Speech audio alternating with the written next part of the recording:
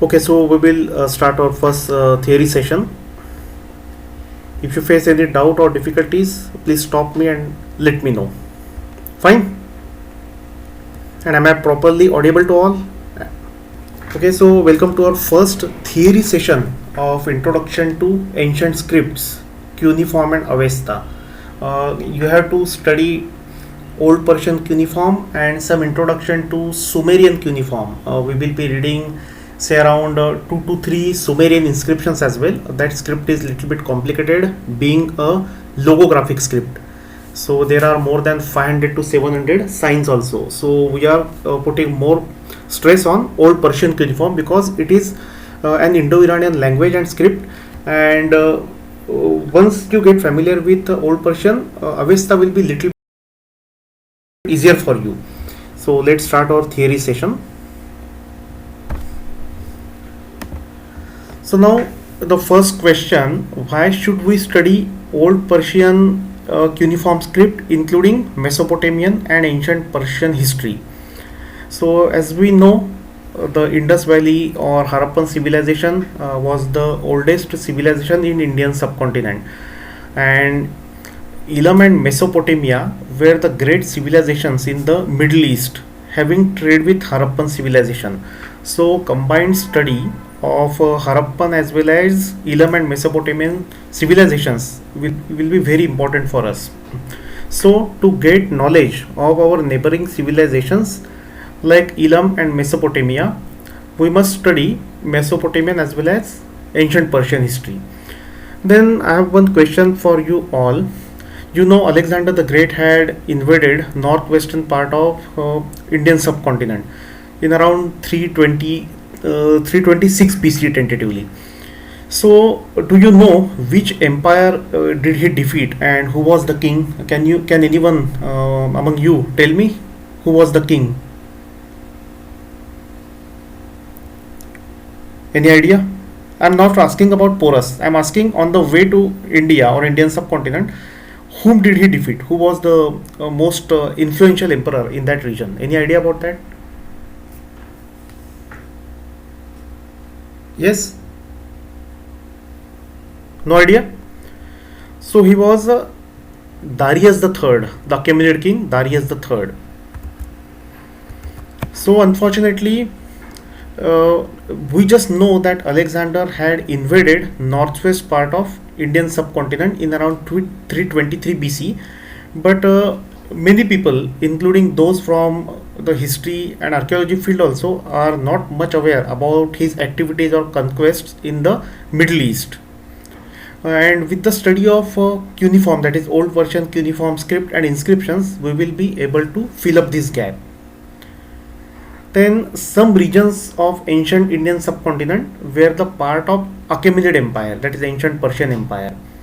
And Achaemenid Empire had ruled for more than 200 years on at least two provinces of ancient India, that is Hindu Sindh, modern Sindh, and Gandhar.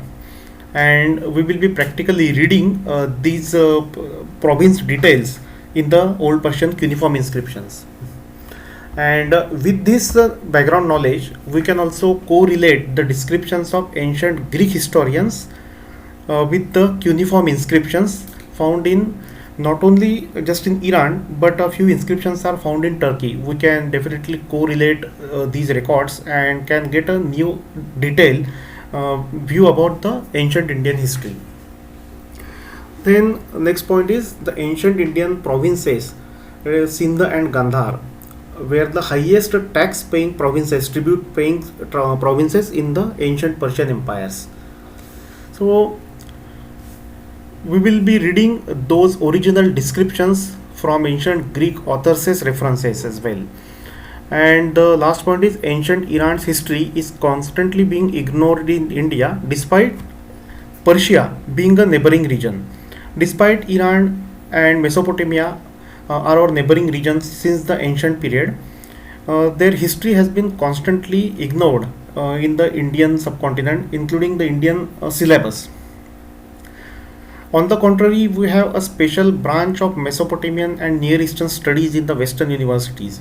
So studying ancient Persian history as well as Mesopotamian history will able will be what you say will help us to fill up this gap. So these are the reasons to study the ancient Persian as well as Mesopotamian history. So on the left hand side bottom you can see the Zagros mountain valley. Zagros mountain valley, they were occupied by early humans since the lower Paleolithic period, and the earliest human fossils discovered in the Zagros belongs to Neanderthals as mentioned on the screen. Just like Himalayas has contributed significantly in developing a distinct culture and weather in the Indian subcontinent, that is what we say 4 months of monsoon, and such a specific weather is found only in the Indian subcontinent. Similarly, Zagros mountain ranges are an important factor in the development of ancient Iranian civilizations, and signs of early agriculture date back as far as around 9000 BC. You can note it down. Signs of early agriculture in this particular region, Mesopotamia as well as ancient Iranian region, Iranian plateau, Zagros Valley, goes back as far as 9000 BC, 9th millennium BC, in the foothills of Zagros mountains. Later on, some of these settlements grew into ancient cities, eventually named as Anshan and Susa. Fine.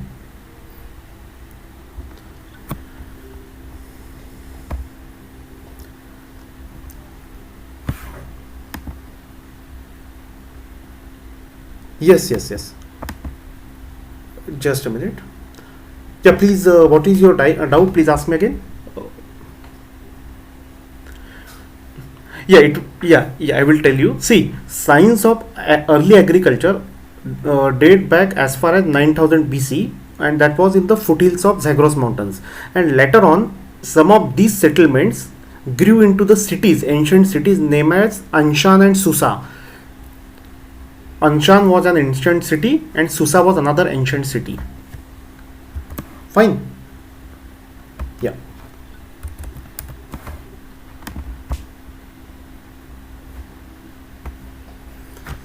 So on the right hand bottom you can see Mr. Carlston Kuhn. He lived from around 1904 to 1981. Okay.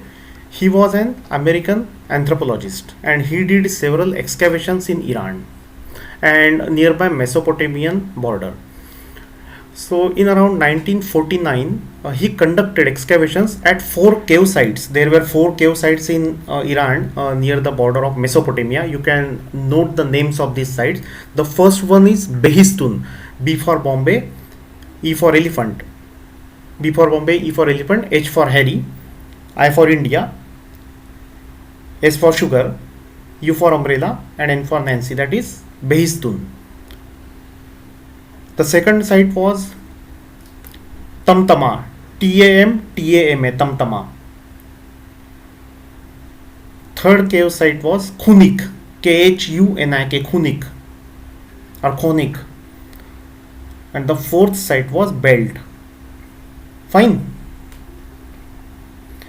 So he conducted a series of excavations at these on these 4 sites in around 1949. And at Behistun, he found several Neanderthal fossils. See, you can see here Behistun cave. I will just draw the Mesopotamian region. You can see this was Mesopotamia, and this was Elam. This was Fars, and see Mesopotamia was like this, and here is Behistun. So very close to Mesopotamia, like Behistun, and he found several Neanderthal fossils on this site. Kuhn later on published these results or excavation results in Cave Explorations in Iran in 1949. You can write the name of this reference. Cave Explorations in Iran, year was 1949.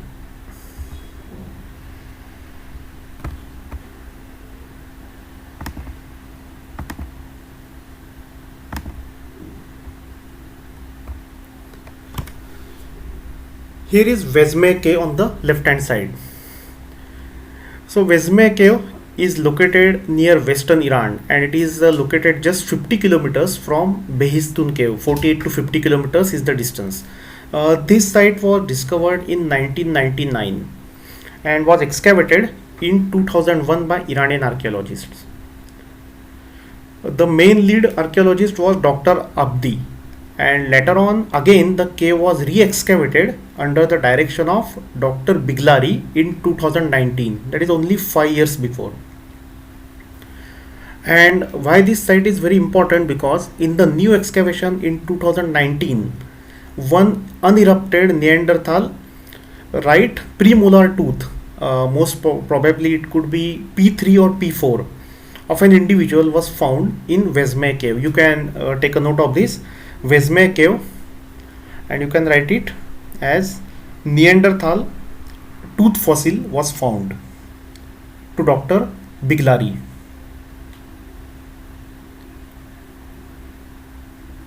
Fine. So the individual, yeah,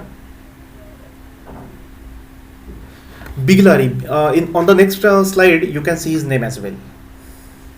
Yeah. So the individual, the Neanderthal individual, was estimated to be around 6 to 10 years old, 6 to 10 years of age. Fine. Notice name Feridun Biglari. At present, he is the director of Ancient Museum in Iran. During our Iran trip, he was on an excavation tour, so unfortunately we couldn't meet him. Okay, just a minute. Okay, so this particular individual whose fossil was found was named as Vezme child. The spelling is mentioned over here for your reference, Vezme child. And here is the tooth fossil, premolar tooth fossil. So it is believed that he lived in around 25,000 to 30,000 years before present. That is 25,000 to 30,000 years BP. Dr. Biglari had said that earlier it was thought to be from a modern human, but later on it was reanalyzed by the researchers, and then it was revealed that it is not of a modern human, but it belonged to Neanderthal. So the new finding was published in the Journal of Human Evolution, and it suggests that Neanderthals were roaming on the border of Mesopotamia and Elam, that is Zagros mountain valley, somewhere around 70,000 years to 40,000 years before present.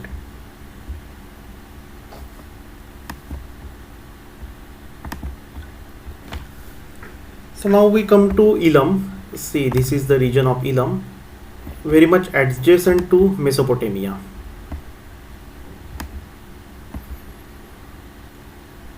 Here you can see Susa, and here is Anshan. These were the ancient capitals of the ancient civilization of Elam.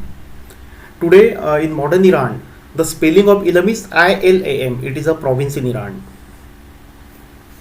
Okay, so Elam was one of the oldest region having habitation in Iran, and the habitational history goes back to around 8000 BC.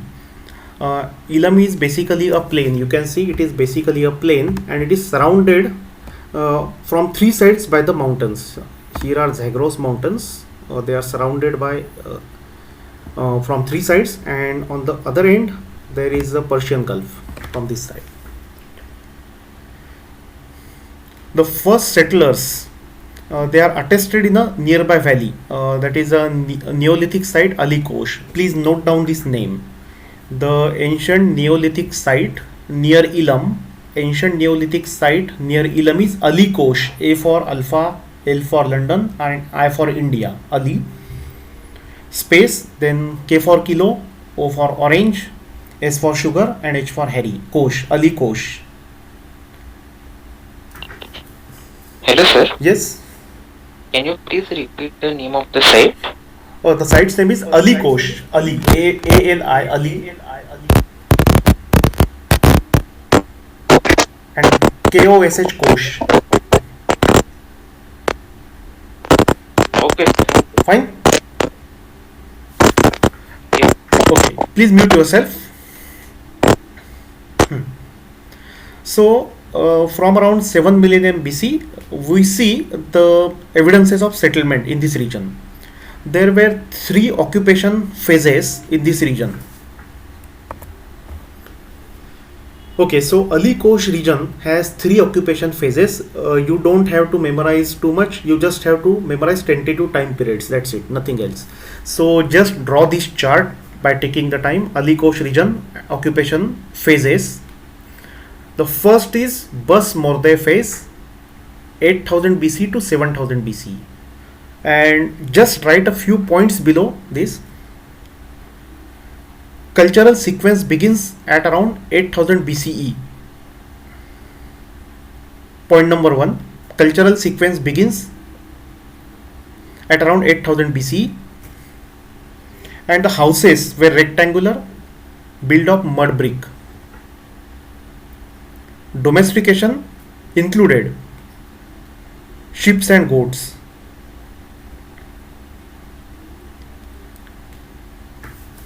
Fine. The second one is Ali Kosh phase. Is it too fast or are you okay with the pace? Sir, can you just dictate a bit slow so that Okay, okay, yes, yes, sure, sure. So, do you want me something to repeat? Sir, after cultural phase 8000 BC, can you See, repeat the yes, second yes, yes, one? definitely. See, first is Bas Morde phase. Below that, just write the cultural phase. Cultural phase begins at around 8000 BCE.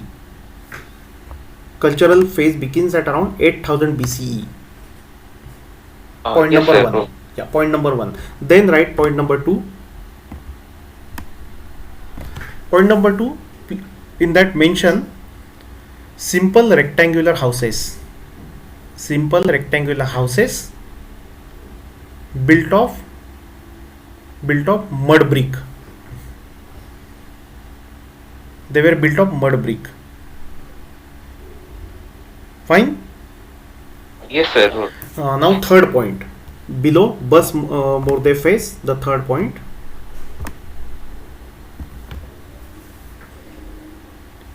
Domestication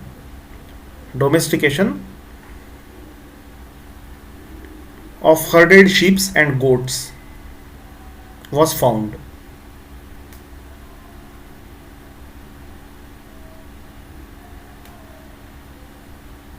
Fine. And the evidences of fishing, the fourth point. The evidence of fishing.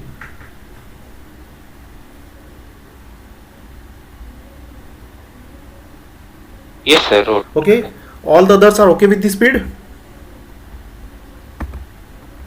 Yes, sir. Good. So now Ali Kosh phase, just enter the first point and mention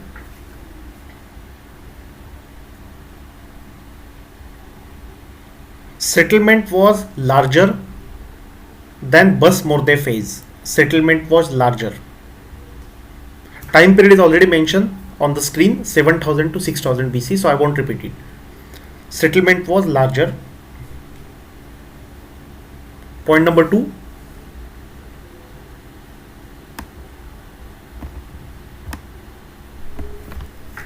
same range of domestication was found. Same as in just like the similar case of Bas Morde phase, similar was found in Ali Kosh phase as well. So there was not much difference in these years.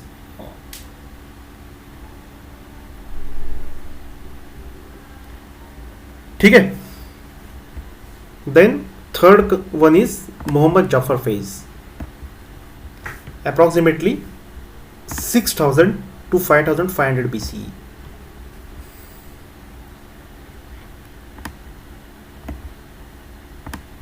Muhammad Jafar phase, 6000 to 5500 BC approximately.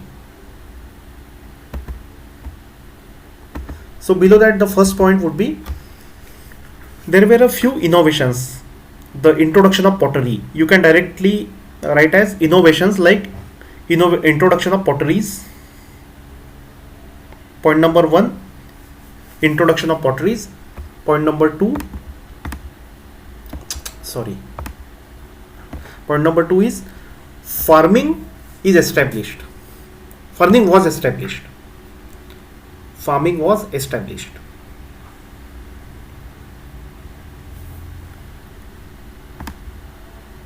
And the third point,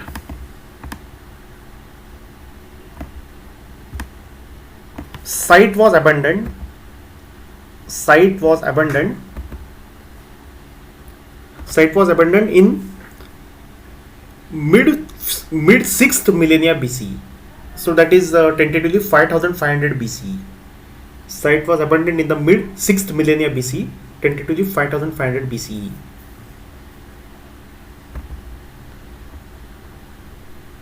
So this was one of the earliest Elamite civilization. So not civilization, I mean earliest Elamite settlement. The history of and cultural sequence of earliest Elamite settlement.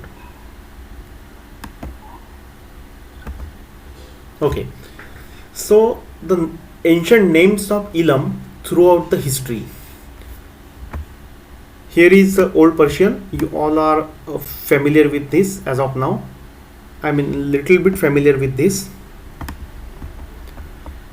The first one is, Yes. yeah,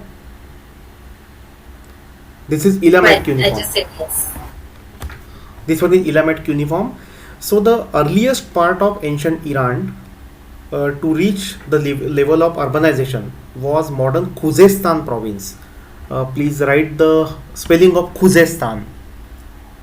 K for kilo, H for Harry, U for umbrella, KHU Khu, then Z for Zulu, E for elephant, S for sugar, T for tango, A for alpha, and N for Nancy. Khuzestan. So this region was the earliest part of Iran to reach the level of urbanization, and it was located in this region only. Modern Khuzestan, ancient Elam, very much adjacent to Mesopotamia, and it is known as Elam in ancient history. This region lies just outside the Iranian plateau. So ancient Elamites called themselves as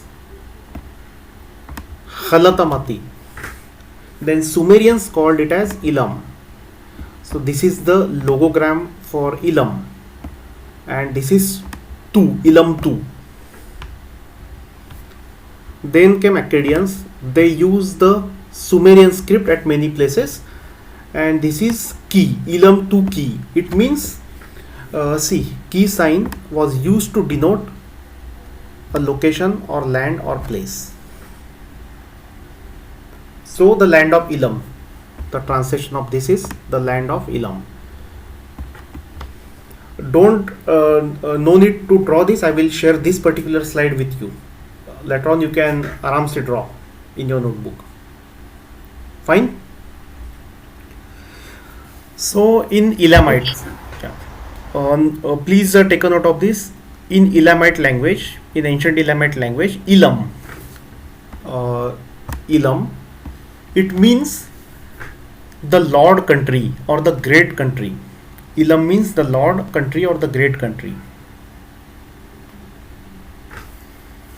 And the word Elam probably derives from the Elamite, relying on a popular etymology in Akkadian relating it to Ilu. It means high. So the word Elam was probably derived from Akkadian word Ilu. Word Elam was probably derived from Akkadian word Ilu. It means high, ऊंचाई वाला, because it was located a bit on the foothills of the mountains, and definitely it was at a height as compared to Iranian plateau. Fine. Yes, sir. So in the Elamite settlement, Susa, here is Susa. It was an ancient site in the lower Zagros mountains, and it was the capital of Elam and one of the capitals of later Achaemenid Empire in around 5th century BCE. So during the Elamite period, it was one of the important cities in Elamite, what you say, Elamite civilization, and later on in Achaemenid Empire, it became one of the capitals. There were multiple capitals in Achaemenid Empire. We will see it later on. Susa also remained an important place during Parthian and Sassanid period in around 6th century AD. So this region was very much politically important since the ancient period in the history of ancient Middle East.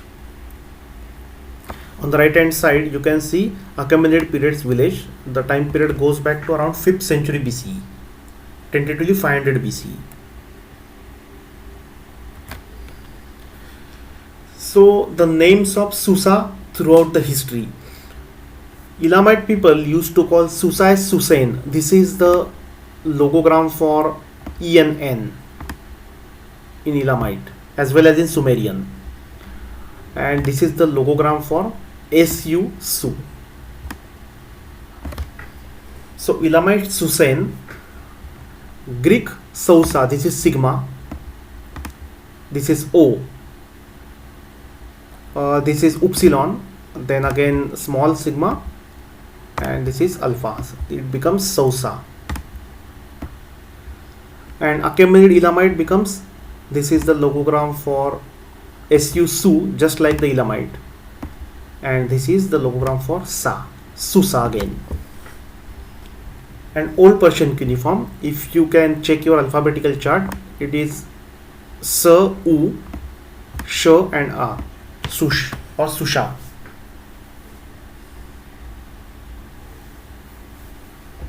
Okay, if you want, you can just note the Old Persian cuneiform script name, because you are going to read that multiple times during your inscriptional reading.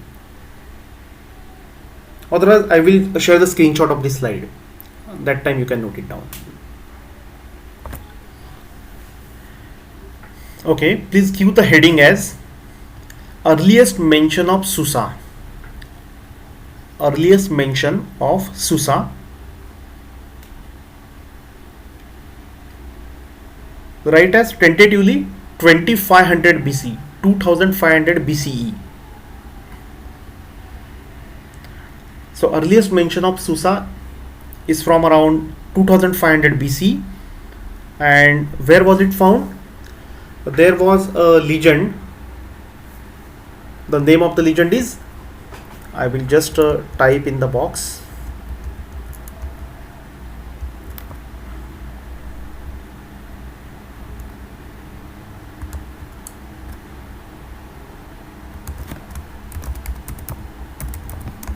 Just a minute.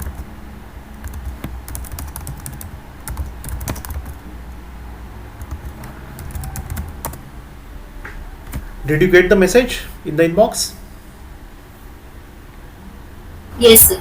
Okay, so please note down this name. Enmerkar and the Lord of Aratta. This was a legend from around 2500 BC.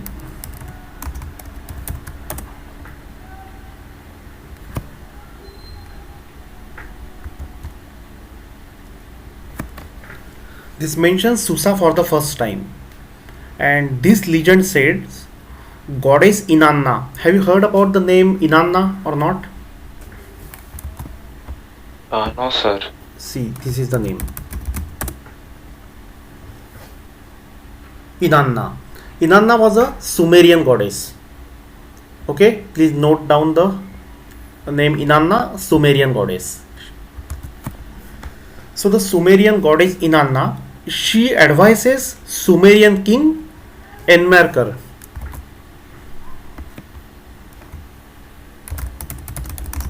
Just a minute.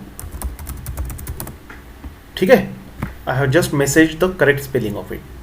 You can check your chat box. So, as per the legend, goddess Inanna advised Sumerian king Enmerkar to dispatch a herald across the mountains of Susin and Anshan to the lord of Aratta. Okay, so mountains of Sushin and Anshan naturally means Zagros mountains. See this region.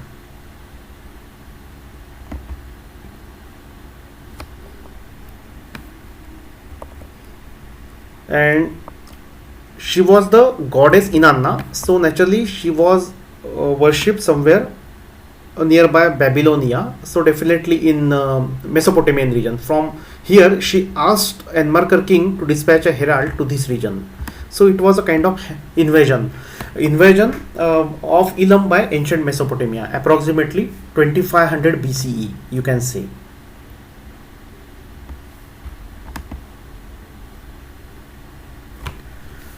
Okay, so she asked or advised Sumerian king Enmarker on the left hand side. You can see he is the king, and on the right hand side is the Sumerian legend, Enmarker and the Lord of Aratta. So she asked him to send dispatch a herald across the mountains of Sushin and Anshan to Lord of Aratta to demand his submission and also his tributes. So this is the oldest mention of Susa found as of now, and this king Enmarkar is credited in Sumerian legends as the inventor of writing, and construction of Uruk is also attributed to him. If you want, you can note it down. The construction of Uruk, I will just mention the spelling in the chat box. You know ziggurat of Uruk.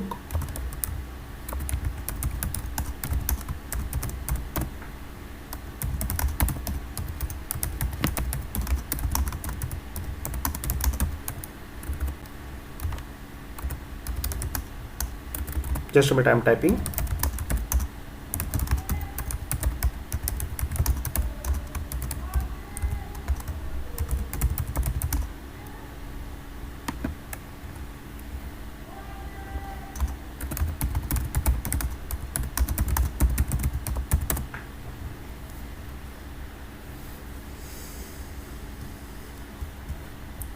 Fine.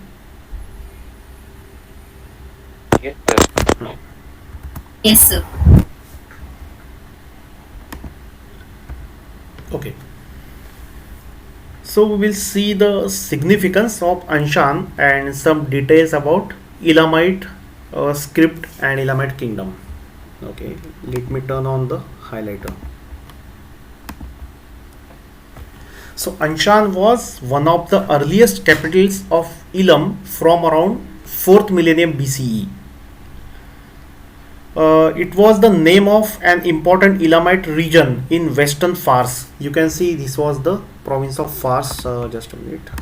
This was the province of Fars. In modern Iran, the province of Fars is named by the same. So what you say? It is identified by the same name, Fars province. From here, Persians arrived and rose to prominence. So it was the name of an important Elamite region in western Fars. Here is the western Fars part, its western part, and its chief city, that is its capital city. Akkadian and Sumerian text of late 3rd millennium BCE. For the first time they attached the land of Anshan. Fine. We have already seen the details of Susa. Now we are learning about Anshan. So for the very first time, Akkadian and Sumerian text from around 3000 BCE mention Anshan for the first time. You can write it down. First reference of Anshan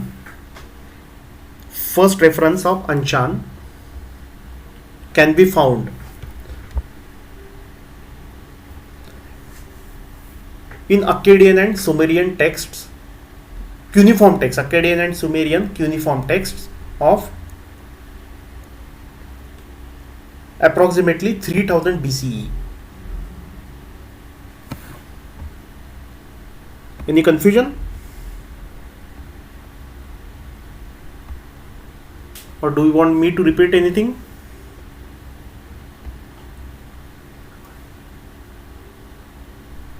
Yes, sir. Can you repeat the time period again? Yes, sure. See, Akkadian and Sumerian cuneiform texts, they mention the land of Anshan for the first time from around 3000 BCE. This was the first point. Then second point, Anshan was one of the earliest Elamite capital. Anshan was one of the earliest Elamite capitals from late 4th millennium BCE or late around 4000 BCE, you can say.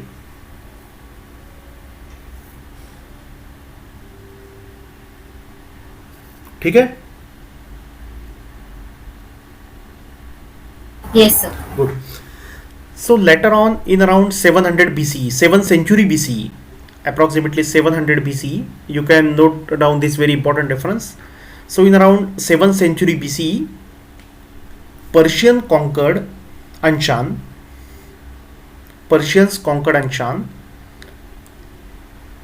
And then it became one of the early capitals of Persia. So that time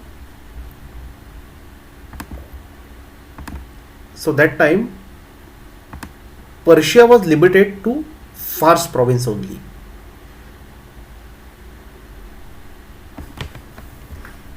It was expanded by Cyrus the Great in around 500 BC, 5th century BC.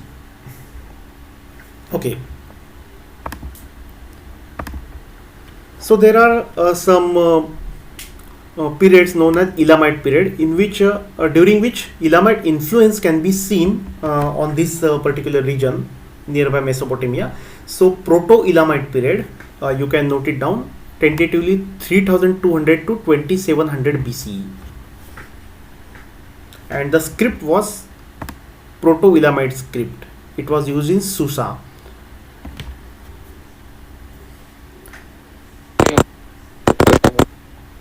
Yes, Prathamesh? Sir, can you repeat the Proto-Elamite sentence again? Yes. The oldest period in this region,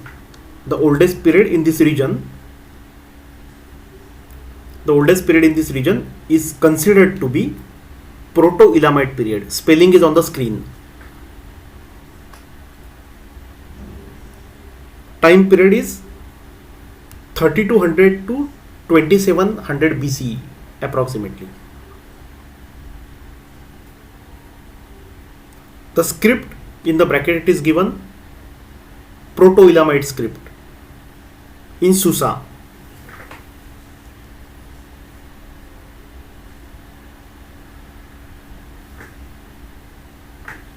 Okay, so after Proto-Elamite, old Elamite period can be seen.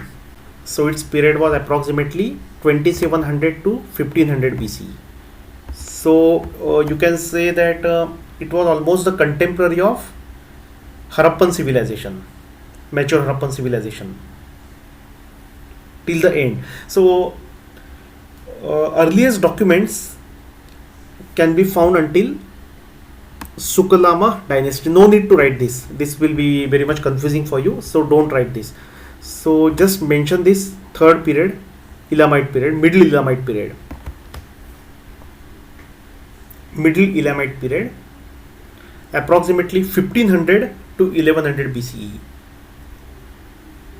1500 to 1100 BCE. No need to mention about the dynasty. If you want, you can write it down for your general knowledge.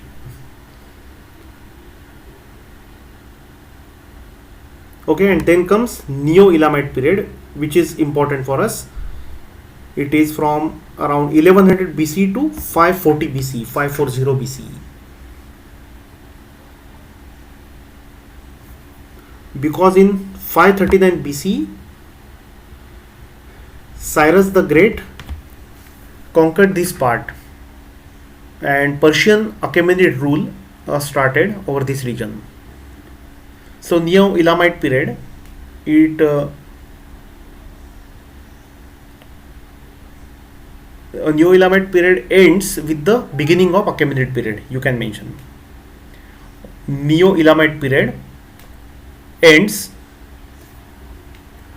New Elamite period ends with the beginning of the Achaemenid period. And the beginning of Achaemenid period means the rise of Cyrus the Great.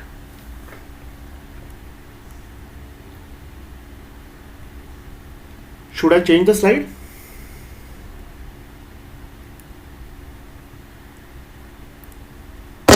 Yes, sir, yes. Okay. On the left hand side you can see Sumerian king list.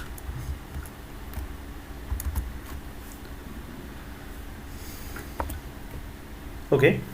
So the earliest evidence of Anshan, it is found in the Sumerian king list. Please note down this important reference. The earliest evidence of Anshan is found in the Sumerian king list. Can you tell me the earliest mention of Susa or Susan? It is in which particular legend? Do you remember? Sometime back we have seen.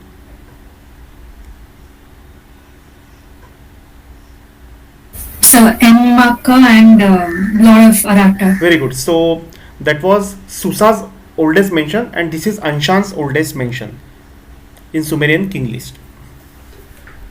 Do you know about Sumerian king list? You must have heard of it. So the Sumerian king list, please write it down. I will tell in very short. The Sumerian king list is a compilation of names, places, some important dates. They were apparently edited to show and promote the kingships of ancient Sumer.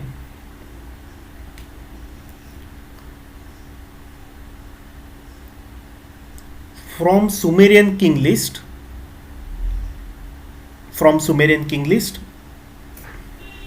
I will write down one name in the chat box.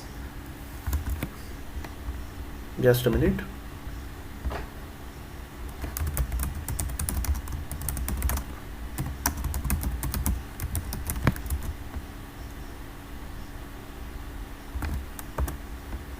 Okay, check your chat box. Akkadian king Manish Tusu or Manish Tusu. From the Sumerian king list, Akkadian king Manish Tusu claimed to have conquered Anshan. Okay, so this was the earliest evidence of Anshan or literary evidence of Anshan in Sumerian king list. But very soon he mentions, Manish Tusu mentions that he has conquered Anshan, but very soon another king, I will write down his name as well. It is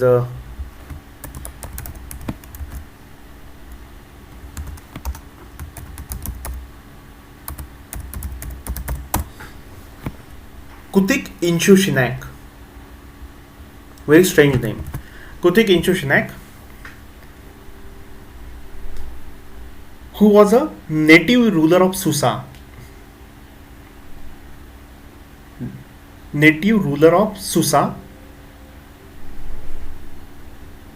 He declared his independence from Akkad and then he captured Anshan. Okay.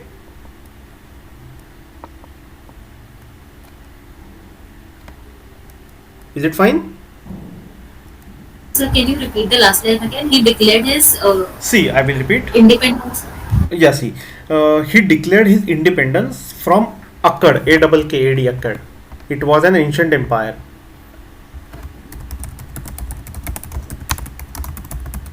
Please check the chat box. Declared independence from Akkad and then he captured Anshan.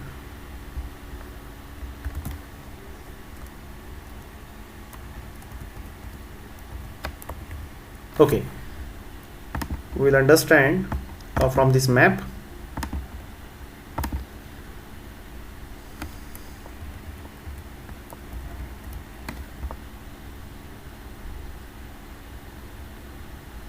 Here is Anshan, and Akkad was located somewhere here in Mesopotamia.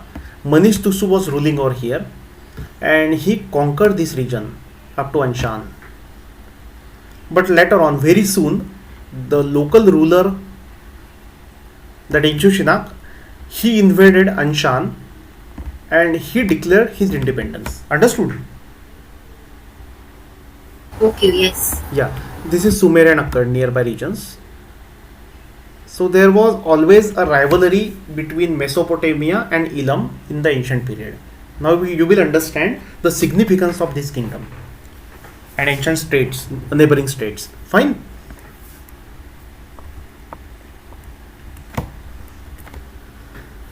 Okay.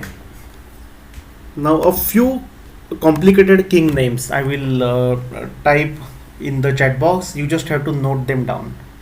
Okay, some important kings ruling in Mesopotamia and Akkad region. Please write down the first name, the king Gudia. Just looking like a Gudia on the left hand side, you can see Gudia of Lagash. See, here is the state of Lagash on the screen for correct spelling. Can you see it? I have just highlighted it. King Gudia of Lagash. We are just noting down a few important kings in this region. First one is King Gudia of Lagash. His time period I will just type in the chat box.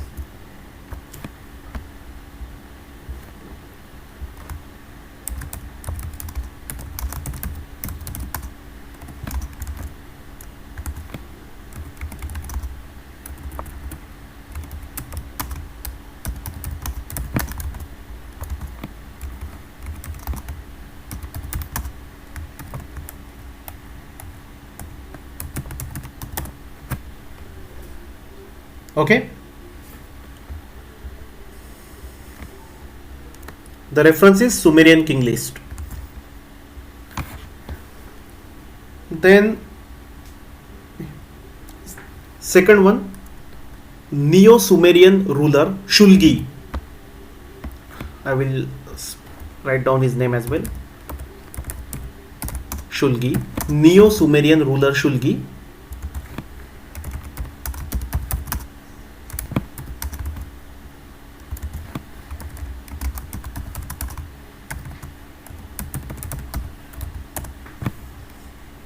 On the right hand side you can see Shulgi.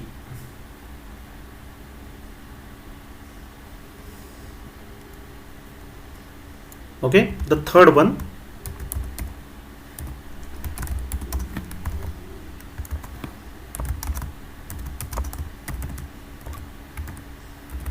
one minute, I'm just writing down his period.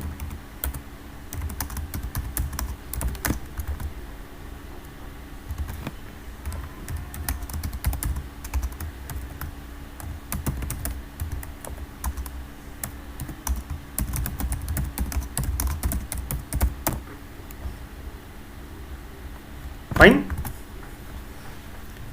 Just write down the names of these three kings. I don't want you to stress too much. These were the important kings.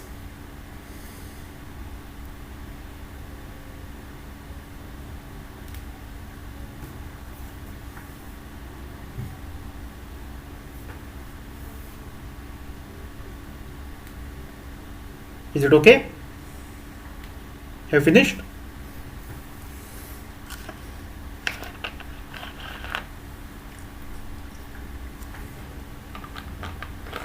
Yes, sir. Okay. Sorry. Now see, put one subheading, King Gudia of Lagash. King Gudia of Lagash. Write down his period as well separately, as mentioned earlier. King Gudia of Lagash, he subjugated Anshan. He subjugated Anshan in around 2200 BCE. See, Lagash is located here. I will compare with the previous map. On the next map, see, here is Lagash. Gudia used to rule here, and he invaded Anshan. From Mesopotamia, he invaded southern part of Elam. Okay, and he conquered that part around 2200 BCE. I've just taken it as a round figure. His rule is mentioned between 2144 BCE to 2124 BCE, so it is just rounded up to 2200 BCE. Please note it down. And this king Gudia has already mentioned by the people of Meluha. Do you know what is Meluha? Anyone of you know?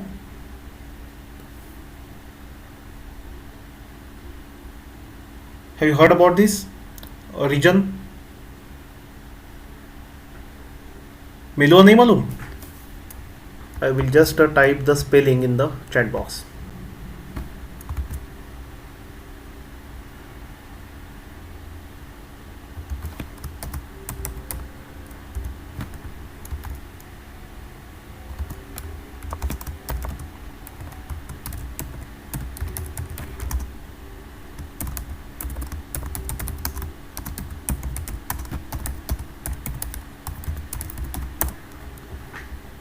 Okay.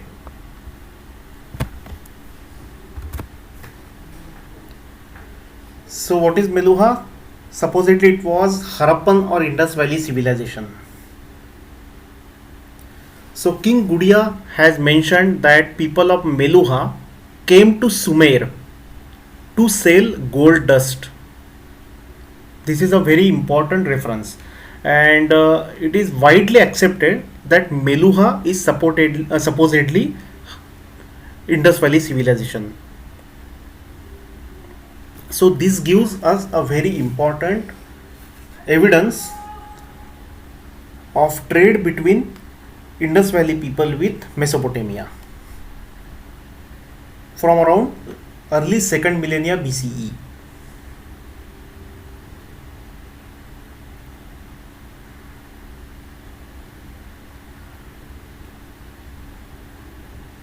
Is that clear to you?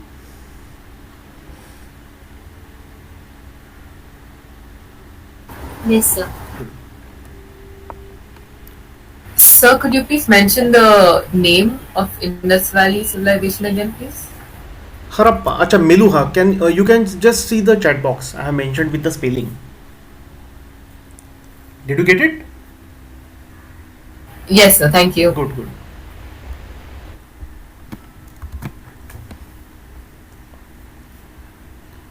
Okay, and he has mentioned that they used to come to Sumer to sell gold dust, and later on, when you will be reading Achaemenid inscriptions, that time also you will find the mention of this gold dust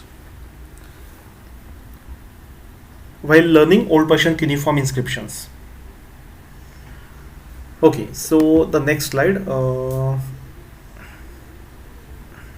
This will make you more confused.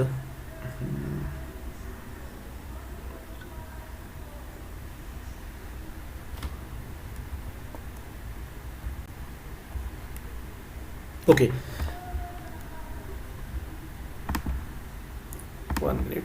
Write down this heading, Awan dynasty, and you can see Awan is located over here, just above Susa. No need to write down the names of these 12 kings. Okay, just write the heading as Awan dynasty. For your general knowledge, I will share this slide on the group. You can note it down that time. Okay, so Awan is the name of a place in ancient western Iran. In fact, it is the ancient northwestern Iran, and it was a nominal dynastic seat of Elamite rulers in 3rd millennium BCE. Okay, please note it down properly. Awan is the name of a place in ancient western Iran. Ancient western Iran, and a nominal dynastic seat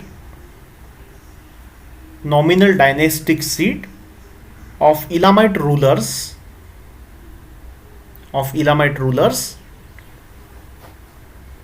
in the late 3rd millennium BCE.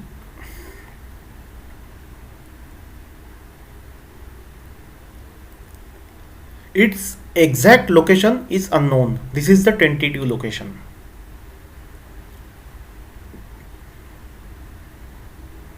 Okay. So in around 2500 BCE, 2500 BCE,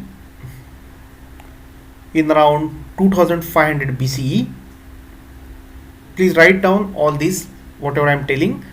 In around 2500 BCE, the first Elamite dynasty, the first recorded Elamite dynasty, was found in Awan.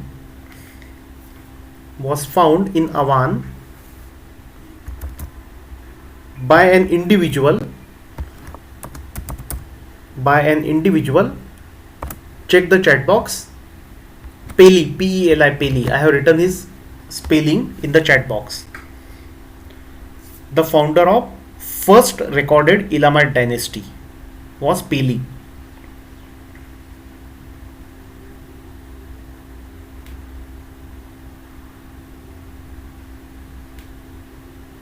Okay. Yes, sir. Okay, good. So Yes. good. So this dynasty was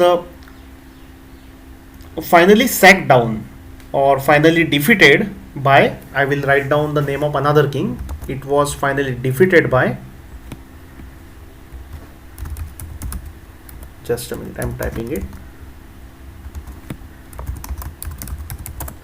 Please check your chat box. Sargon of Agad. Okay. And his rule is between, I am typing it down as well. He ruled between 2334, please check the chat box. 2334 BC to 2279 BCE, Sargon of Agad had ruled. So he invaded Elam and sacked a number of districts of that region, including Awan and Susa. So Awan and Susa on the map you can see were the very close towns to each other. So again from Mesopotamia, another king named as Sargon of Agad invaded Elam and sacked number of cities including Awan and Susa. So write down the second point now. Second point is Rimush. I am writing its spelling as well. Rimush. R-I-M-U-S-H. Check the chat box. Rimush. He was the son and successor of Sargon. He continued this war in this region.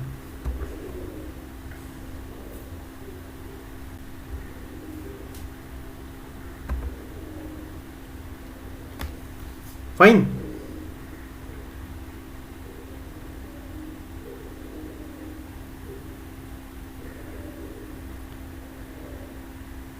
Okay. Yes, sir. Good. So another ruler, a later ruler in Agad, he made a treaty of alliance with Khita. Just a minute. I am thinking to skip this part, otherwise it will make you confused. Okay, please note down. In around 2200 BCE, in around 2200 BCE,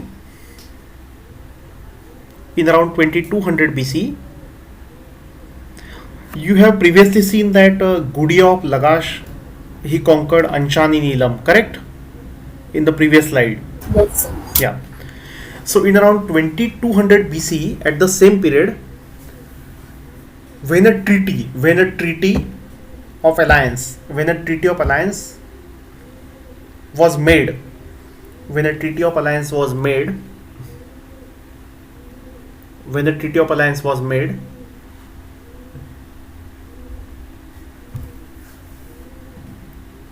between one ruler in Agad. I will just spell down. One ruler in Agad. Please check the chat box. One ruler in Agad. And the ninth king of Awan. Ninth king of Awan. So one treaty was finally signed between one ruler in Agad and the ninth king of Awan in around 2200 BCE. In around 2200 BCE. Okay? And this is roughly the same time when Gudia of Lagash subjugated the city of Anshan in Elam.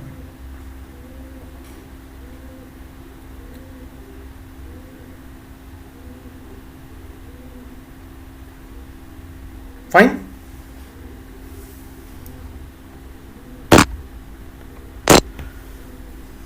And after this incident,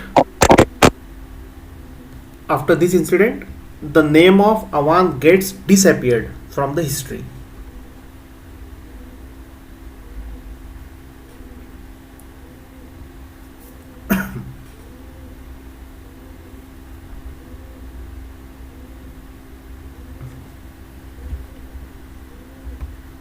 Okay?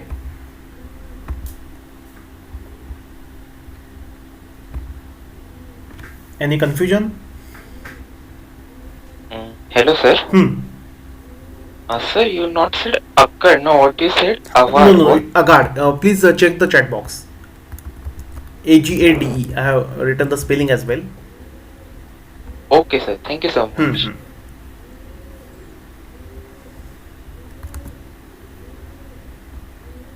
So after the time period of 2200 BCE, Yeah, the the name name of of Awan. got disappeared. Okay. ठीक है? Okay, so should I proceed further? Yes, sir. Yes, sir.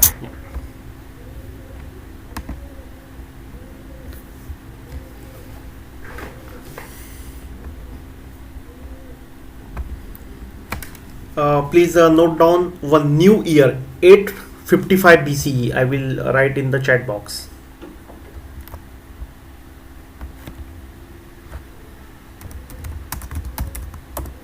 We are directly jumping to 855 BCE now.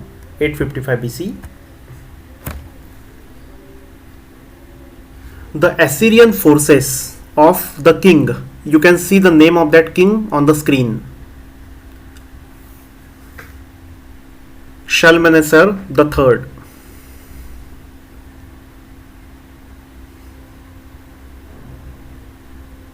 The Assyrian forces of this king defeated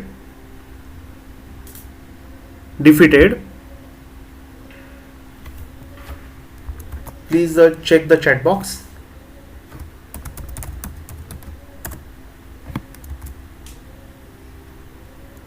Just a minute, the spelling is wrong. I will correct it. Yeah, this is the correct spelling written below. Nigdiara.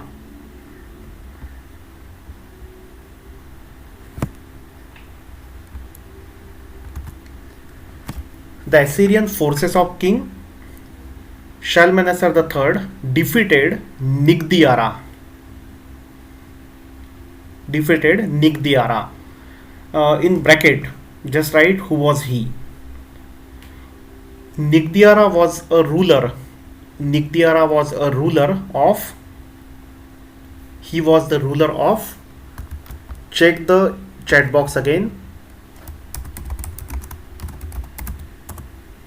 Okay, I have mentioned one spelling, Inner Jhamua.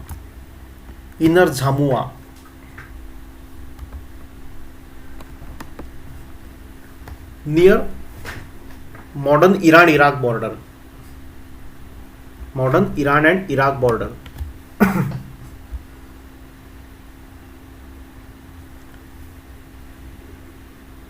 Okay. See on the screen, I am just highlighting one text. Just a minute. Okay, is it visible? Mannai, Mannai. Yes. So the other name of Inner Zamua is Mannai or Mannai. I will just write down it.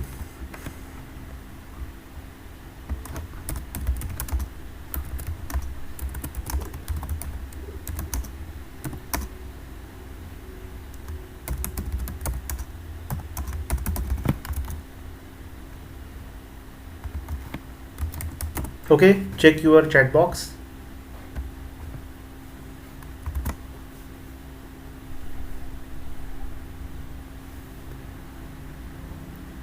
Clear? Yes. So here that particular Nigdiara used to rule, and in around 855 BCE from, this is Assyria, on the screen you can see this is Assyria. The king Shalmaneser invaded this region and he defeated that Nigdiara tentatively 855 BC on the battle in a battle nearby a lake. You can see that lake is also present here. Fine. So afterwards, 12 years after this battle, in around 843 BCE, please write it down. So see sequentially, in 855 BCE, Assyrians invaded Inner Zamua. Assyrians invaded Inner Zamua under the rule of Shalmaneser III. Shalmaneser III, and defeated Nigdiara, the local ruler. Nigdiara. Then in 843 BCE,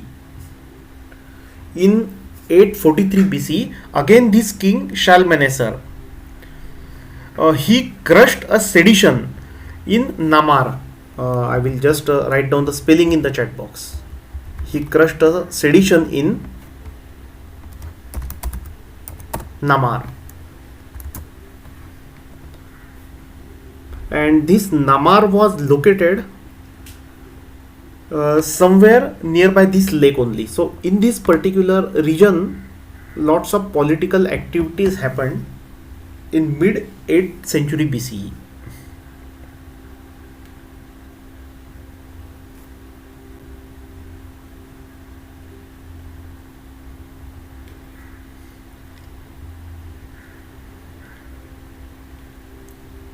Any confusion?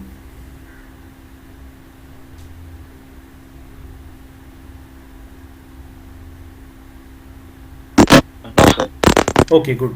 So firstly, he crushed that sedition in Namar and he installed one chieftain. Chieftain means the local governor he appointed in 843 BC. Again, after 9 years, that is 834 BC. 834 BC. Write down the third point. 834 BC.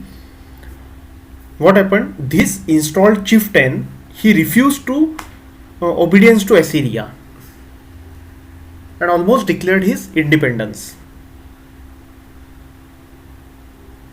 Okay, so that chieftain refused to obedience Assyria and almost declared his independence, and that led to the first expedition of Shalmaneser into Media. This province is Media. Just a minute, I will draw the line.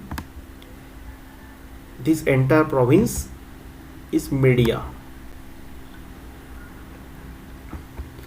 So again Shalmaneser came and he straight away invaded Media without stopping.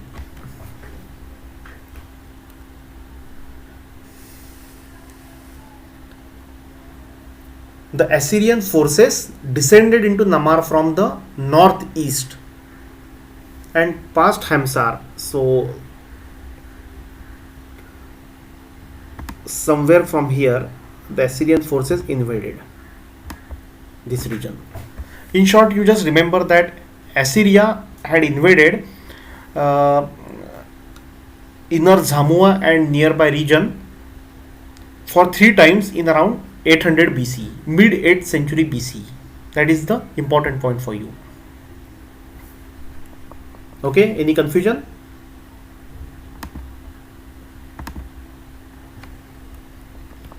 So I'll move to the next slide. So when this expedition had started, during the first stage of this expedition, the Assyrian army immediately received some gifts from the 27 kings of Parshu. I will tell what was Parshua or what was Parshu. Please note down the reference. During the first stage of the battle in 834 BCE,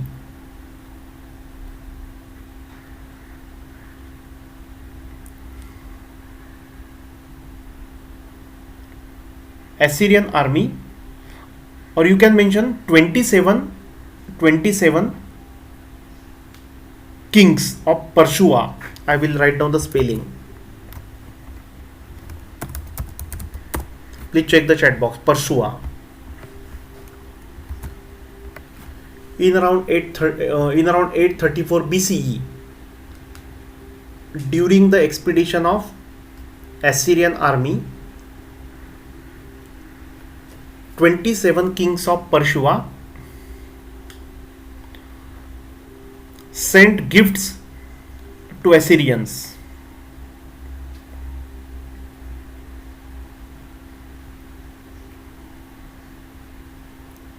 Okay.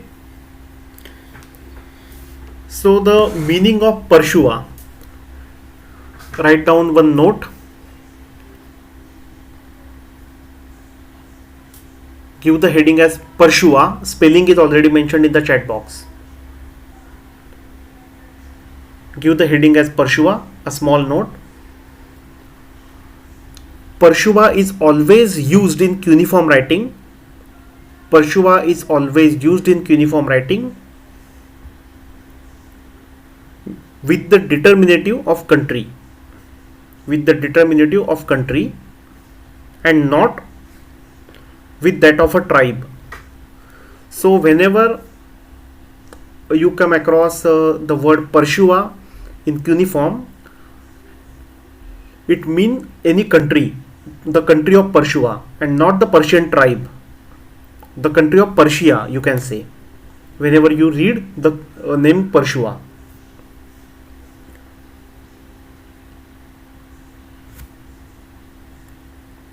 Any confusion?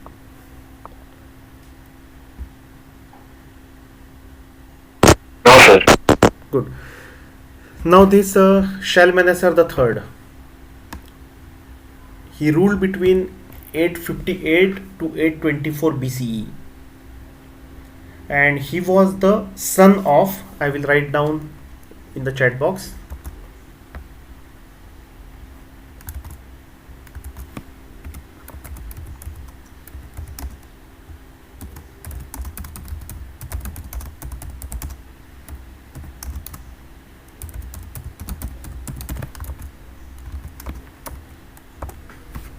please check the chat box. Shalmaneser III was the son of third Neo-Assyrian king Ashurbanipal II.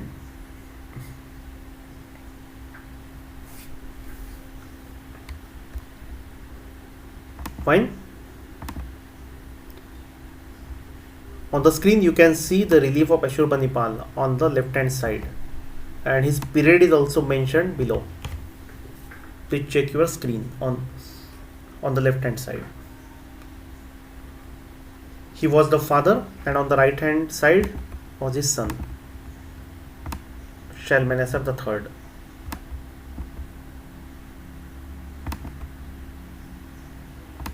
Okay. Okay, sir. So around 647 BCE, please write down. In around 647 BCE,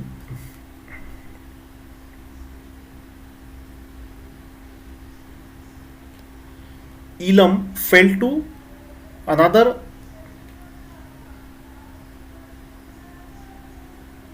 Assyrian ruler, Ashurbanipal.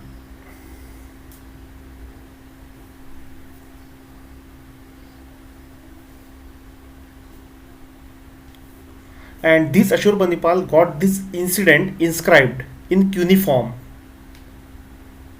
On the left hand side you can see that cuneiform prism. Here it is. And in 1854 one Iraqi scholar, Hormuz Rassam, you can see on the right hand side, he freed this prism during an excavation from its ancient hiding place, and it was ceremoniously placed in a wall of one palace. Okay, so Elam was defeated by Ashurbanipal. Then he got one cuneiform prism inscribed, and that particular cuneiform prism was placed ceremoniously in a wall of his palace. And in 1854 that particular cuneiform prism was excavated and was taken out by Hormazd Rassam.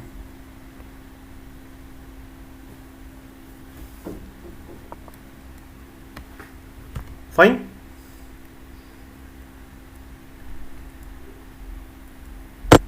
Sir, Yes. Any doubt or confusion? sir, can you just repeat that? Yes. See, in 647 BCE, Elam was defeated by Assyrians under Ashurbanipal. The first point. Then this entire incident was recorded in cuneiform prism. I will just write down the spelling. It is not prison but prism.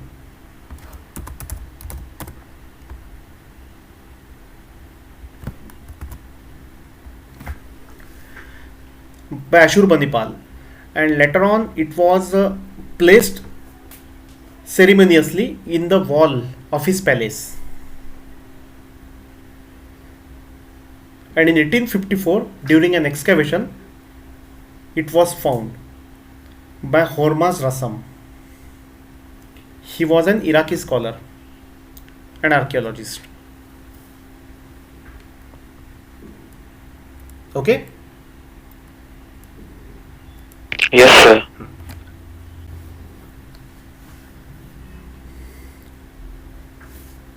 The fall of Elamites. Please write down the subheading as the Battle of Ulai River. Period is approximately 653 BCE.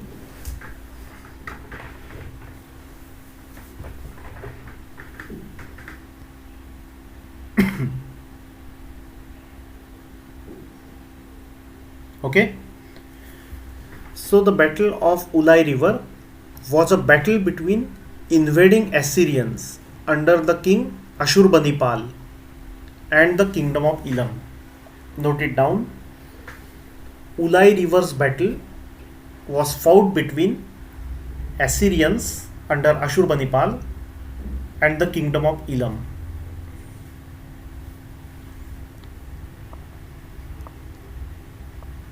Okay. The result was a decisive Assyrian victory. The result was decisive Assyrian victory. I am typing one spelling in the chat box. Please write it down from the chat box. Tiumman, he was the king of Elam who was defeated. Tiumman and his son Tamaritu. It is written in the chat box.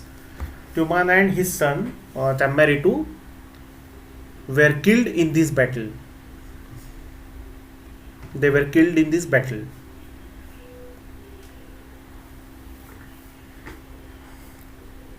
Ashurbanipal became victorious, Assyrians became victorious, and this relief on the left on the screen, it was found in Ashurbanipal's palace in Iraq,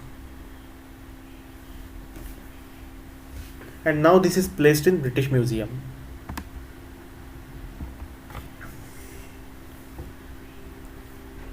Okay, and after this battle, Ashurbanipal invaded Susa. See, from Assyria.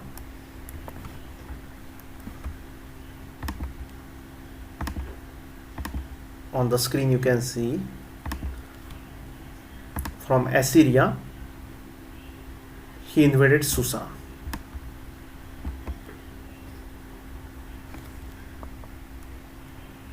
The city of Ashur, you can see here. So this was another Mesopotamian invasion of Elam.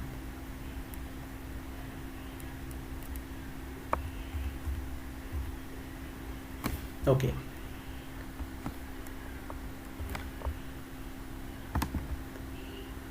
So this battle between Elamites and Assyrians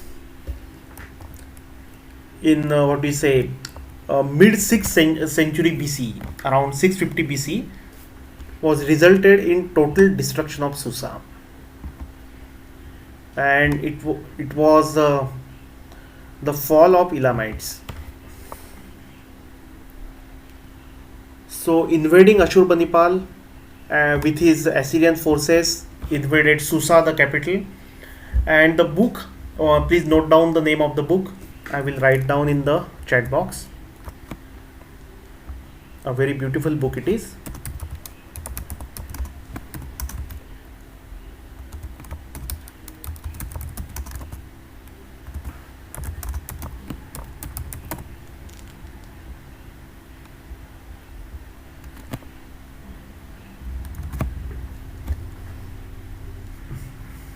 Persians, Master of Empire. This book mentions the details of this particular battle.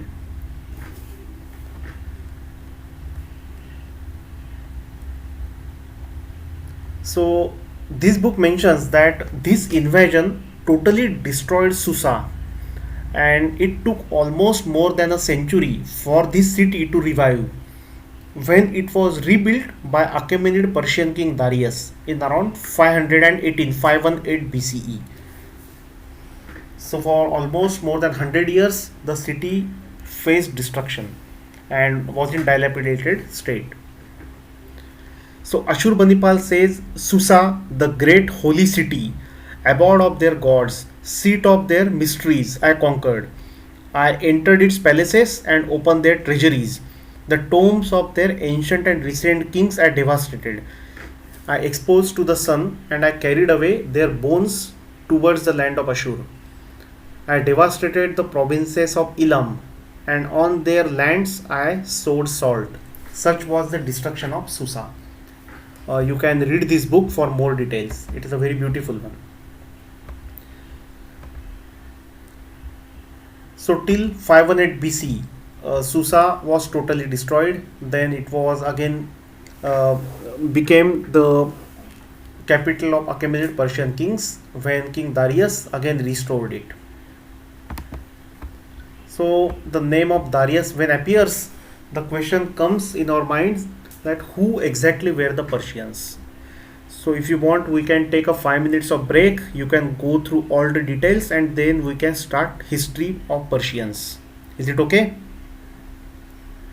Yes, sir. Okay, we'll take a 5 minutes of short break. Any doubt or questions? No, sir. Okay, so who were the Persians? I will just turn on my highlighter. So Indo-Iranians from Persia migrated from Zagros Valley to Anshan. See, this is Zagros mountain valley. Okay, and Indo-Iranians from this region, somewhere some region known as Persia was located, or Parshumash or Pershua. We don't know about its exact location now, but they got migrated from this region to the foothills to Anshan. Ancient Indo-Iranians. Okay, and they renamed their new settlement of Pershmash. I will just type down the name in the chat box. Please write down the heading as the Persians. The heading should be as the Persians. The Persians. Now write it down. Indo-Iranians. Indo-Iranians from. Check the spelling in the inbox. Indo-Iranians from Pershua. I have written the spelling. Pershua. Migrated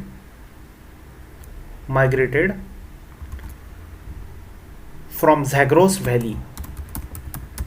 Zagros spelling is also written in the chat box. Zagros Valley to Anshan.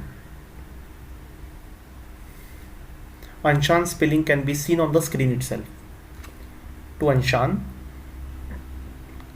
and renamed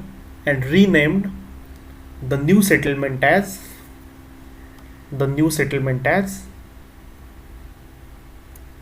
Pershmash. I will write down its spelling as well.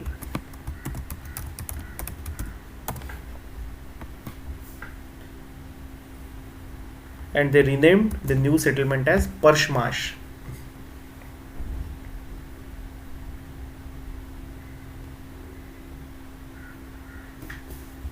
Okay, so people from a region called as Pershua, they migrated to Anshan and they renamed the new settlement as Pershmash from the name of their original place.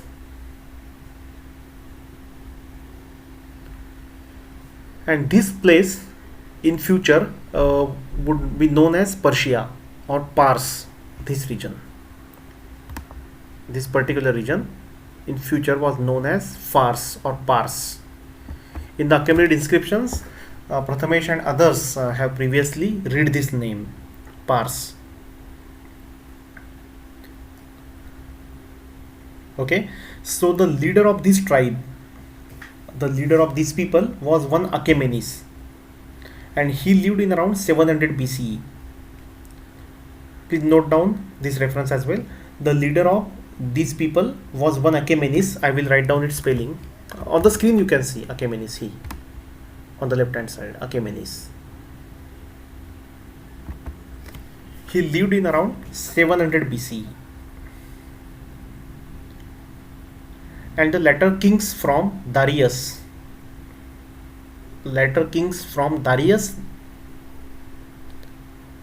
claimed to be his descendants.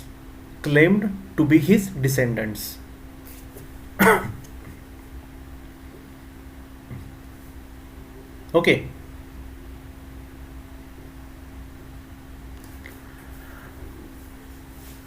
Now one important thing, the site of Anshan was already abundant in the Middle Elamite period. So that is around 1500 or 1100 BCE. So that site was already abundant till 1000 BCE. But the title King of Anshan still remained in use to describe the most powerful ruler in that area.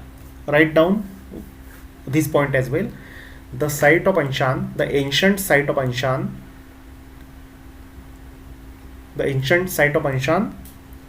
was already abundant in the Middle Elamite period.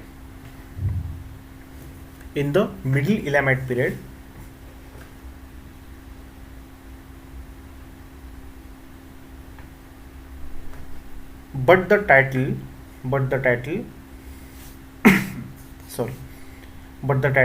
King of Anshan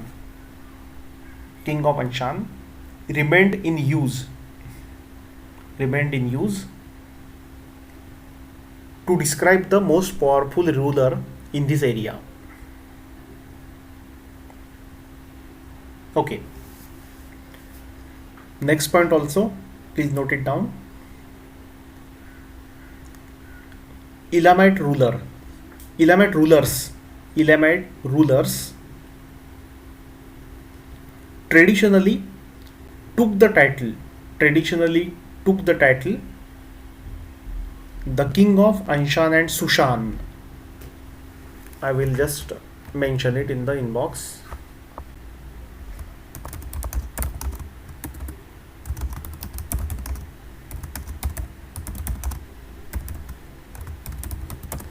Please check the chat box. Elamite rulers traditionally took the title king of Anshan and Sushan, that is Susa, in the second millennium BCE. In the second millennium BCE.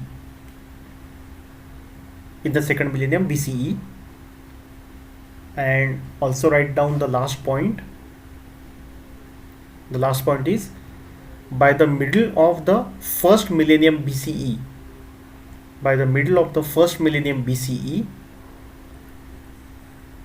The Anshan region, or the region of Anshan,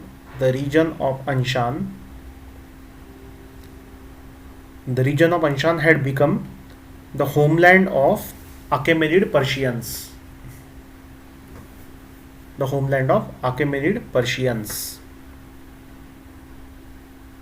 Is it clear? So how Persians slowly rose to prominence from Elamites or after the Elamites is described over here. So in the first phase, what happened? Indo-Iranians from Persia, they migrated from Zagros Valley to the region of Anshan, and they renamed their new settlement as Pershmas from the memories of their original place. This was the first phase. Then in around 700 BCE or in the 7th century BCE, one Achaemenid lived in this region. He was so-called, actually his historical existence has been a subject of debates, but still he was made influential in the legends by people like King Darius. So this was the second phase. And in the third phase, although the site of Anshan was already abandoned, but the name of Anshan still remained, and later on slowly the Persians populated this place as well. Those were earlier migrated from the region of Zagros. They populated this region of Anshan and nearby area. So from foothills of Zagros mountain valley up to Anshan, the entire region was dominated by Persians till around 700 BC. In these Persians, one influential leader known as Achaemenid, he lived in around 700 BC. And later kings from 500 BC, 5th century BC, they declared or claimed to be his descendants by calling themselves as Hakamani or Achaemenids. Okay, any confusion in this part?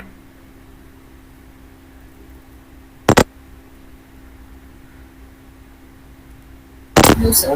Okay, so I will move forward.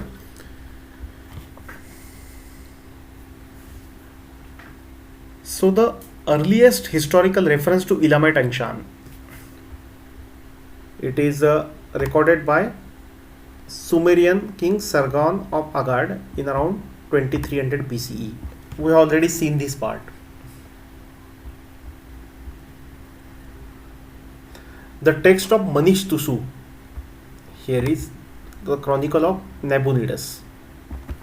The text of Manish Tusu. This was the first ever mention of Anshan, and the second important mention of Anshan is in the chronicle of Nabonidus. Now, who was Nabonidus? Any idea of this? Please write down the heading Nabonidus. Nabonidus. He was the last king of Babylon. And ruled between 556 to 539 BCE. I will write down the year in the chat box.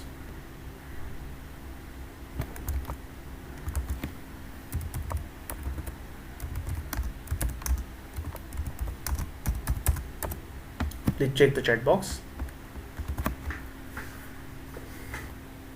So last king of Babylon, Nabonidus, ruled between 556 to 539 BCE. In the chronicles of Nabonidus, which are related to him, the Anshan is mentioned for the second time.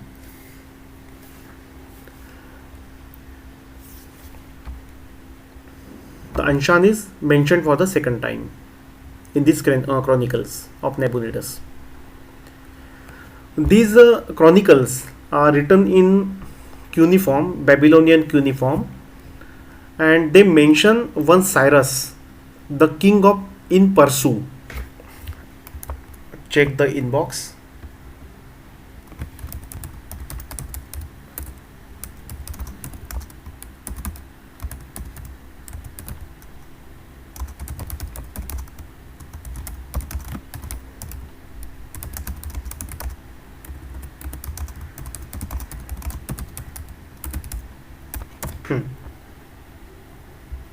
I just typed it.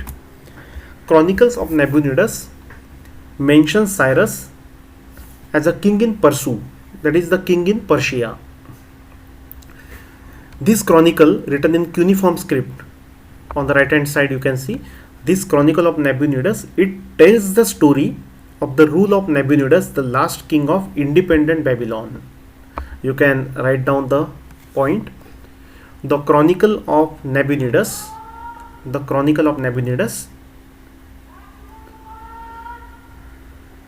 tells the story of the rule of Nabonidus, the last king of Babylon. Now write down the further points. Point number one, whatever was mentioned in the chronicles, I am giving you point wise. Point number one is Nabonidus was not in Babylon for 10 years. Okay, Nabonidus was not in Babylon for 10 years. He seemed to have tried to subject Arabia because he had undertaken an expedition to Arabia. Point number one is Nabonidus was not in Babylon for 10 years. He seems to have undertook an expedition to Arabia. Point number two, of these 10 years, in the third year,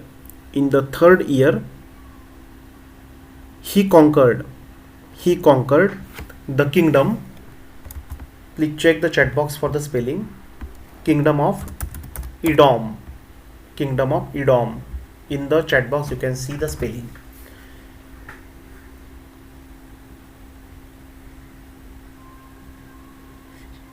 So Nabonidus, when he was out of Babylon for 10 years, in the third year he conquered the kingdom of Edom, which controls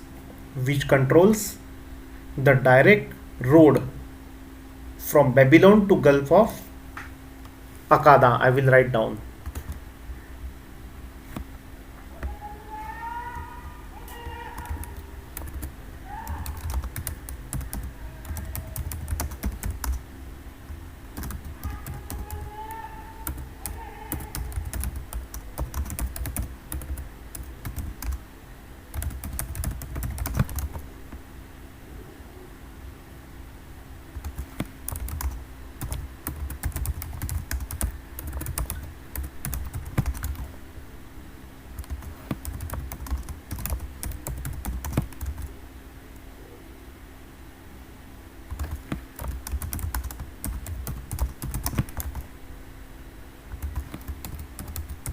Please check the chat box. Edom was conquered by Nabonidus, which controlled the direct road from Babylon to Gulf of Akkada. So this happened in the third year.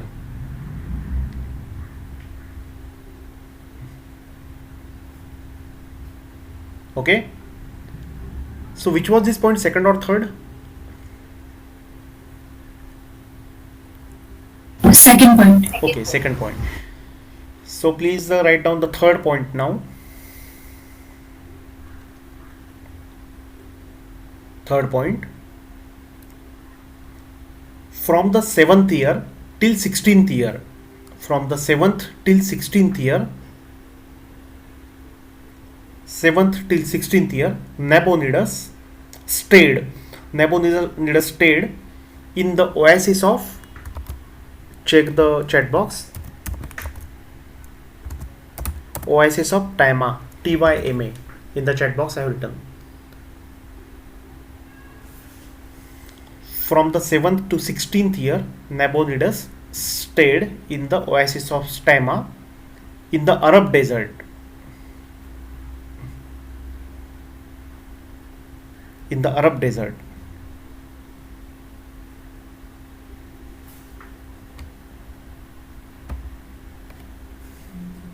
Okay, these are the events described in the cuneiform tablet of Chronicle of Nabonidus.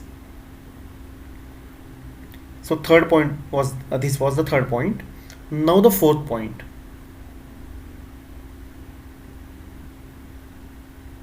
The fourth point. So up to the year 16th, he stayed in the oasis of Tyma in the Arab desert. Now in the fourth point you write the events of the year 17th. The events of the 17th year were very desperate.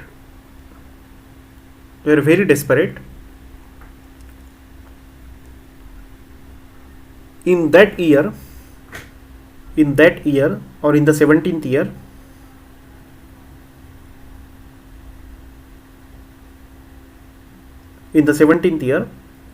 the New Year festival,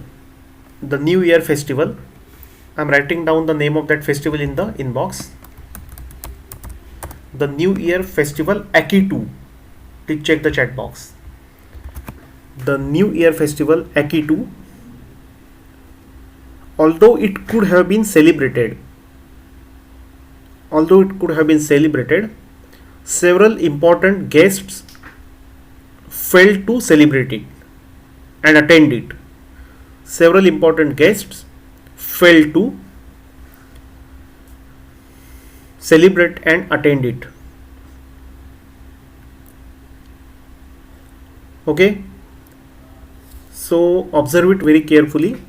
In the 17th year, there was an important festival which could have been attended and celebrated, but still several important guests failed to attend and celebrate it, and that alone suggests that their hometowns were under some siege and some warlike situation was going on. Okay, it suggests that their hometowns were under siege. You can write it down, which alone suggests that their hometowns were under siege.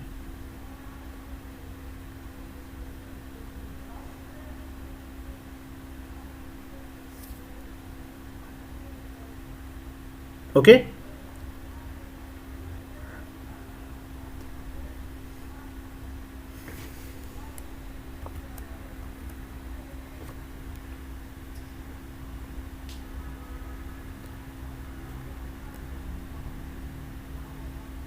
So this is the description from Chronicle of Nabonidus. The invasion of Cyrus the Great has been described like this. The Babylon's invasion by Cyrus.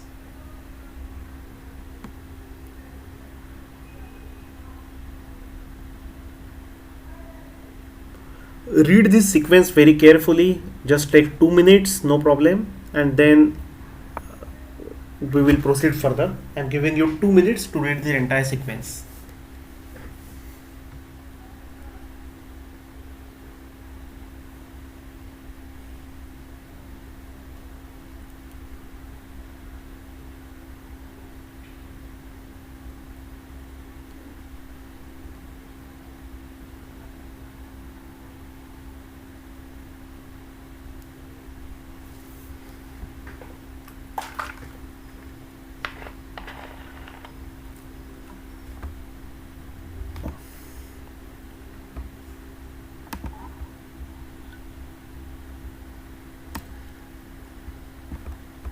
Write down the heading, The Rise of Achaemenes. Spelling is given on the screen itself.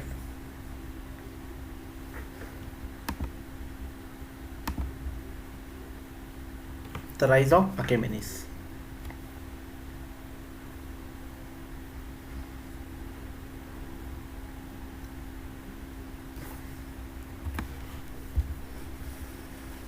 Look at the family tree on the screen.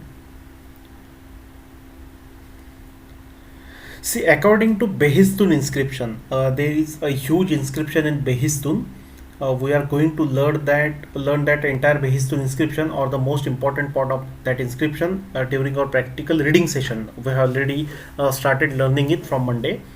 So this inscription was inscribed by Darius the Great, or King Darius the First, in around 521 BCE.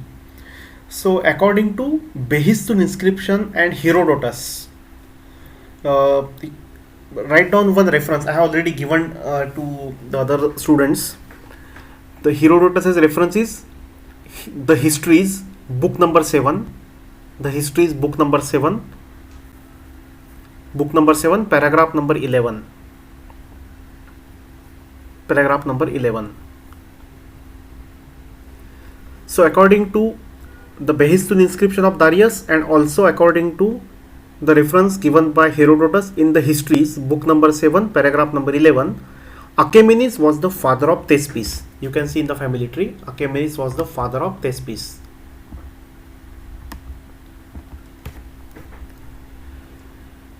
And an ancestor of Cyrus the Great and Darius the Great. Here is Cyrus the Great.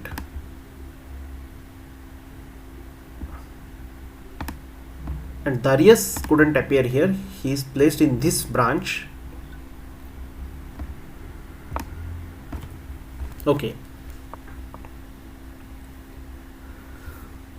So Achaemenes was the common ancestor of two great Achaemenid kings, that is Cyrus the Great and Darius the Great. But still, if Achaemenid would have been a historical personage, he could have lived in early 7th century BCE, not later. So at least in around 7th century BCE, Achaemenes might have lived.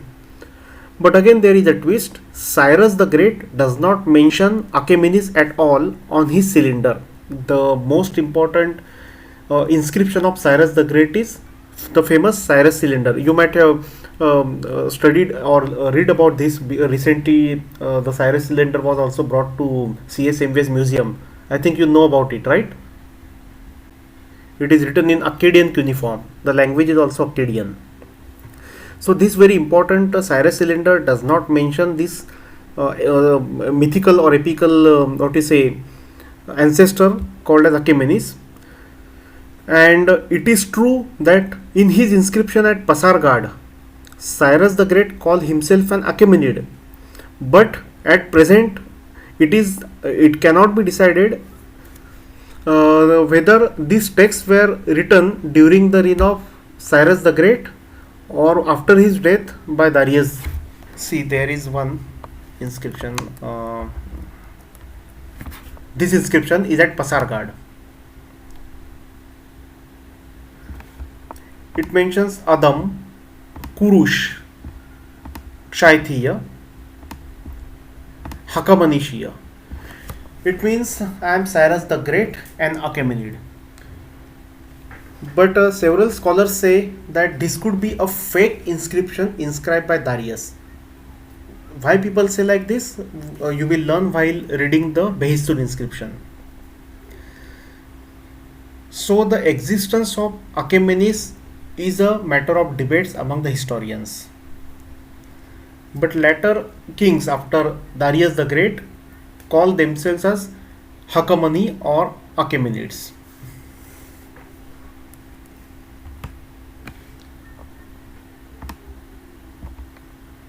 Now there is another reference of Achaemenes in Alcibiades, the one. Here is a conversation between Socrates and Alcibiades.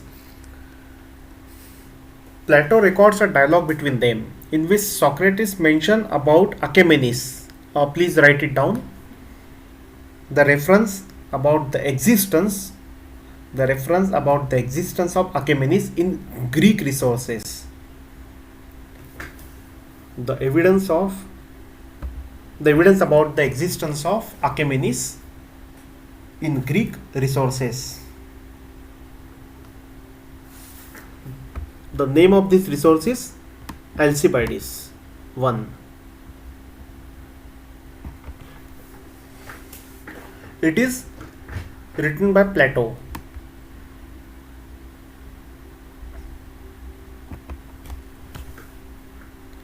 So Plato records a dialogue. It is in the form of a dialogue. Plato records a dialogue between Socrates and Alcibiades, in which Socrates mentioned about Achaemenes, saying that the line of Persian goes back to Achaemenes. Write down the note. According to Plato's work Alcibiades,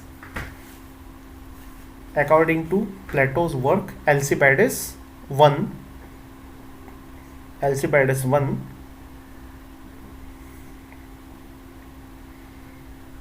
during the dialogue,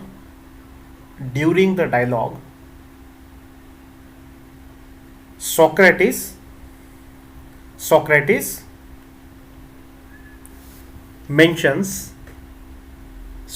mentions about Achaemenes, saying that the line of Persians goes back to Achaemenes. The line of Persians goes back to Achaemenes, comma, which again in turns goes back to Zeus.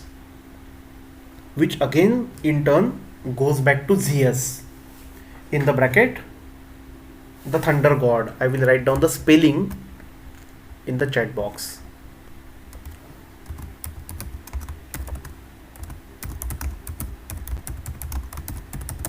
Check the chat box. So according to Socrates,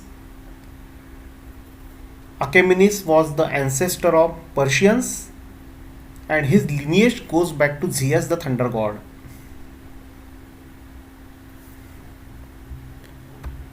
And Socrates says that this was believed by the Spartans. Let's see, the people of Sparta were called as Spartans. Check the chat box.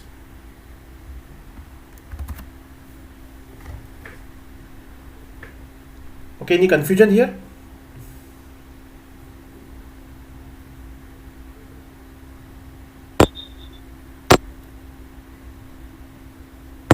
No.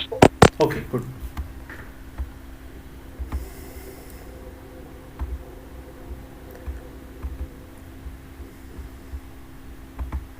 Okay, now the problem is that look at the year of Plato's existence. Just a minute, I will highlight it. It was between 427 to 348 BCE when Plato had lived, and the death year of Cyrus was around 530 BCE. So almost 90 years after Cyrus the Great and 60 years after Darius the Great, Plato has mentioned about these things. So this could be more of the secondary resources, and we cannot entirely rely on these statements by Plato. Understood? Socrates was also born in around 470 BCE. So he was born after 16 years after Cyrus the Great. So they were not the contemporaries of Cyrus or Darius. So these records we cannot 100% believe. Did you understand? They were not the contemporaries of Cyrus Yes, or sir. Darius. Yeah, that is the main problem. Now this is the Cyrus cylinder. 1 minute.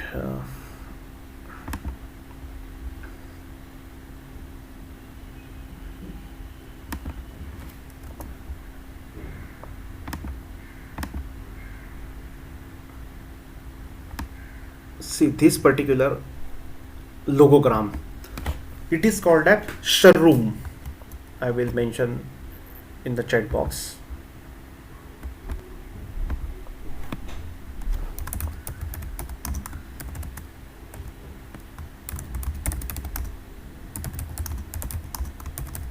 Check the chat box. Shahroom. If you want, you can draw it for your reference.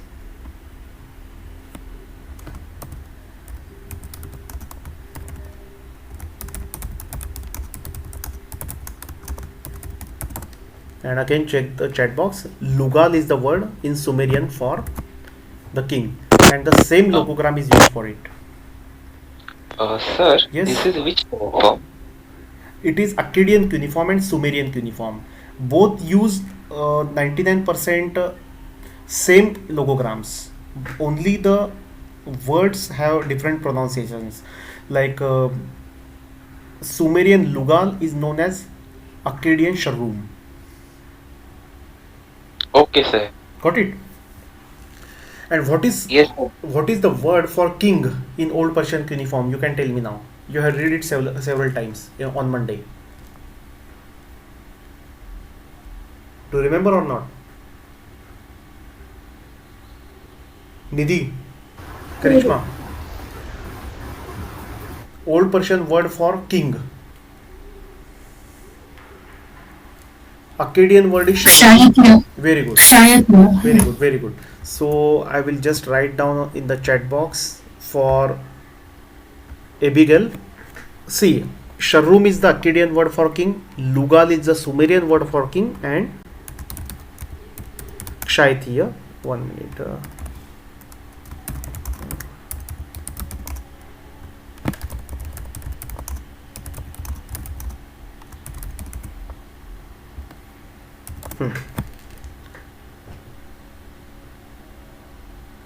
Check the chat box.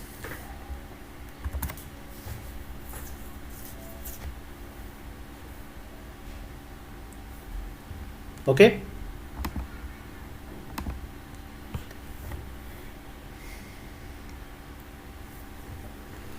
Now we will observe the titles of Cyrus the Great and listen it very carefully.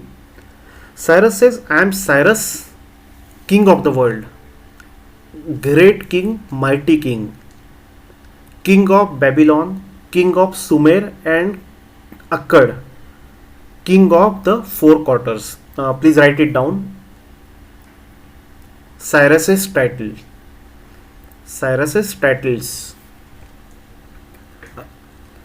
Cyrus's titles. Point number 1. Point number 1. I am Cyrus, king of the world. King of the world, great king, mighty king, king of Babylon, king of Babylon, king of Sumer and Akkad, Akkad, king of Sumer and Akkad, and king of four quarters, and king of four quarters. Next point. The son of Cambyses. The son of Cambyses. I will write the spelling if you want.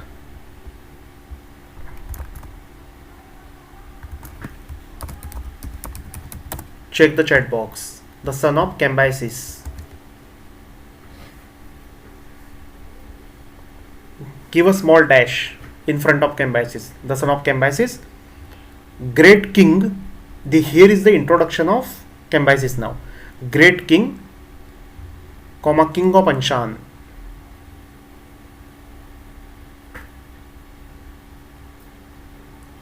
Grandson of Cyrus. He is the Cyrus the first now. There were two Cyruses. Cyrus the second is Cyrus the Great, and Cyrus the first was just a small king, who was the grandfather of Cyrus the Great, like first Bajirao and second Bajirao, like that.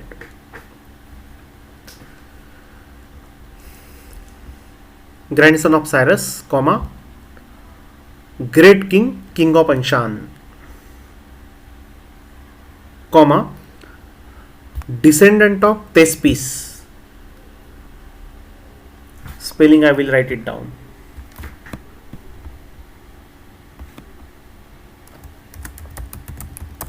Check the chat box.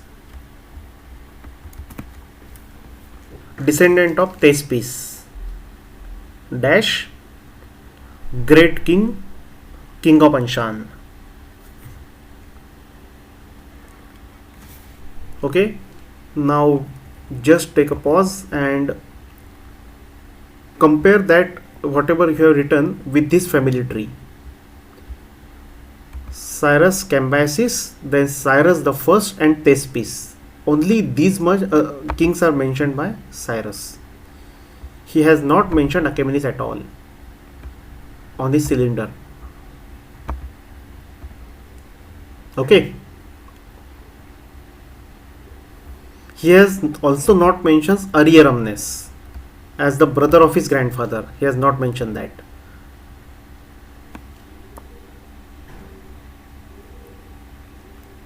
Fine. Now, next point, please write it down. What does Cyrus say on the cylinder? He mentions of an eternal line of kingship. On an eternal line of kingship, whose rule I am writing down the two names in the chat box.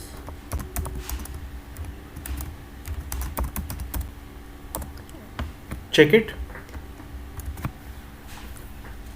Of an eternal line of kingship, whose rule Bel and Nabu loved.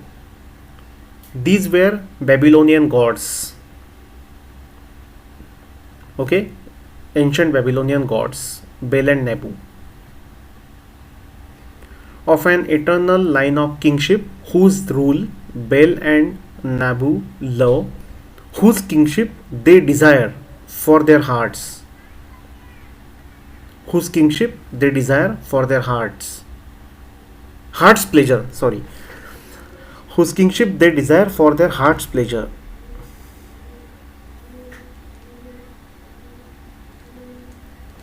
Okay, so like this, Cyrus has glorified himself on this particular cylinder, but he has never mentioned about Achaemenes. His dynasty or his family lineage ends with King Thespis.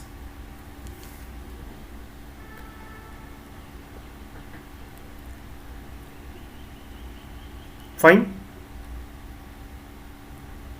Yes, sir. Okay. Yes, sir.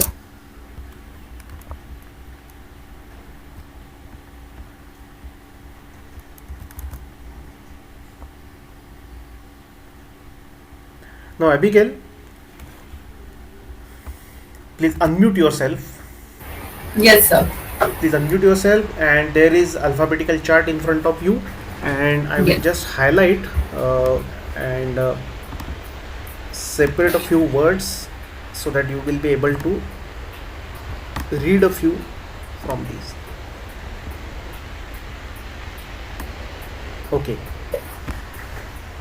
because your classmates had already practiced it on Monday. Now it is your chance, so just try to read it. So This is the first alphabet, 3 vertical lines and 1 horizontal.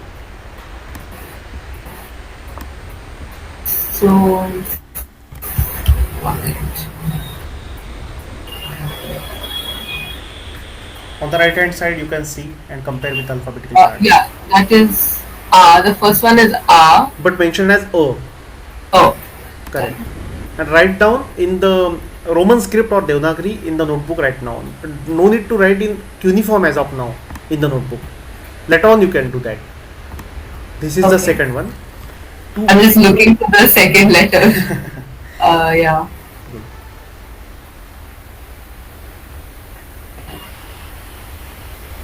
The. So it's Very good.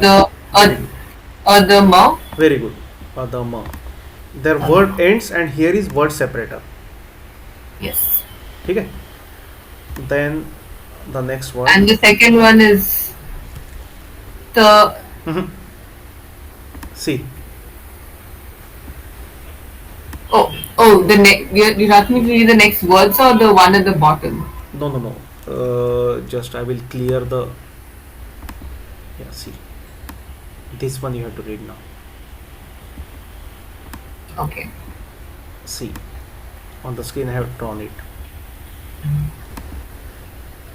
That is Correct. Then the second alphabet.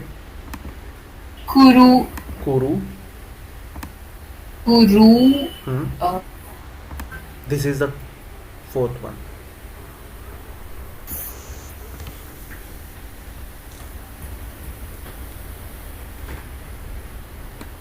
It is similar to this. Kurukha. No. No, that's not K. That's See.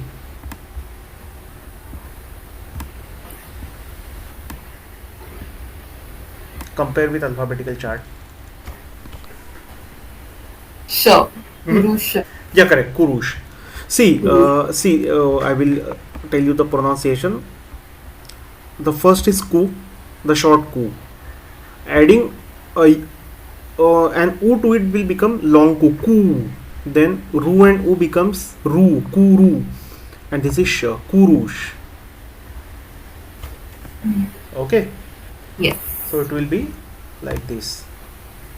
In Devanagari, it will be like this. Ku. And not the first one. Not the short one. Kurush. And in Roman, ku and u. Just like K-O-O. In pronunciation wise, not spelling wise. Kurush, like that. So Adam Kurush. Kurush is Cyrus. Means I am Cyrus. Then this first alphabet is like this. K. That is K. Ksha. Ksha. Kshaya. Kshaya becomes Ksha. See. Ksha. The Devanagari, this. And Roman,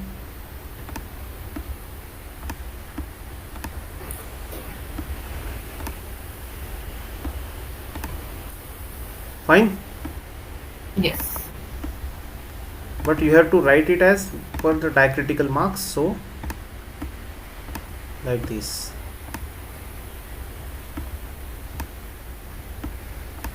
ठीक है. Ksha. Kshaya. And these three.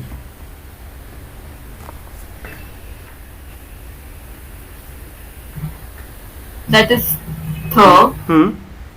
Th. Theta. Theta. Thea, actually it is a what we say, while inscribing Darius had made a mistake. It should have been ya, actually Kshaya Thea. Because of this particular mistake, the suspicion rose कि it could be a fake inscription. Understood? Now try deciphering this part.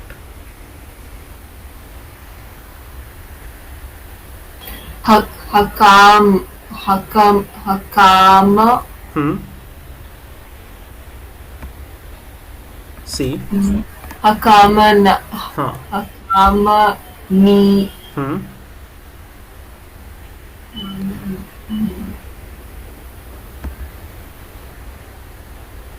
Hakama nisha. Hakama nishia. Very good. Hakamanishia means Achaemenid. Okay, the descendant of Achaemenes. Now without stopping, try to read. Take your time. Take your time.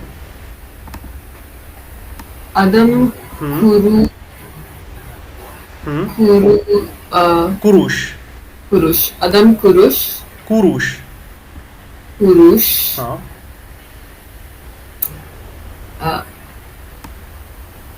Kshayatiya. th. Thea. Hmm. Hakamani. Hakha, kh. Hakama. Hmm. Hakamaniya. Hakamanishiya. Here. Hakamanishiya means I am Cyrus, the king, and Achaemenid. Okay, a very simple inscription. But this is the only old Persian cuneiform inscription of Cyrus the Great with a spelling mistake over here. See.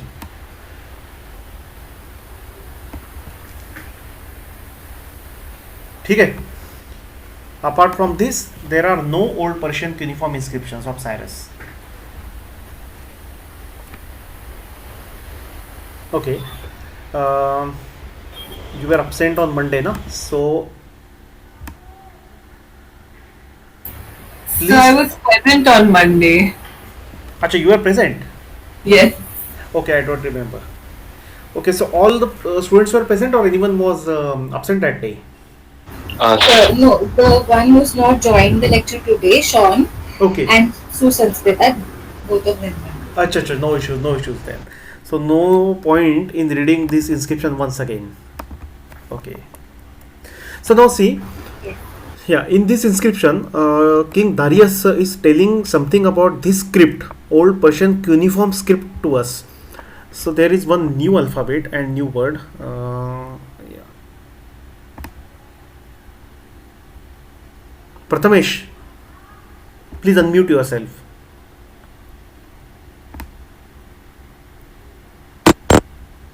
Sir, am I audible? Yes, very much. So in this, in these two words, you have to read this one. Which one? First one, sir. The first one. I will just make it more clear. Wait. Sir, first letter is E. Huh? Sir, second is M. Correct. So ima. Ima means this. Same like Sanskrit. Ima means this. Thi is this. अपना English वाला. Yes, Okay. sir. So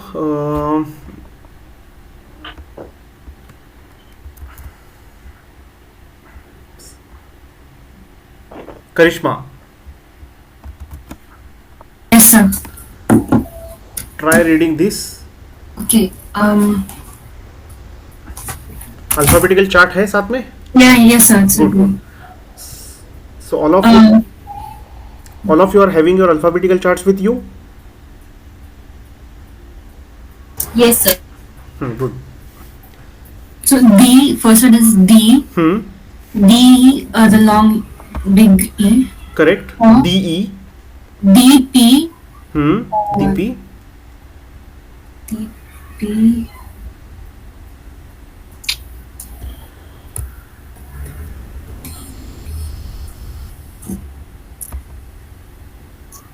See this one.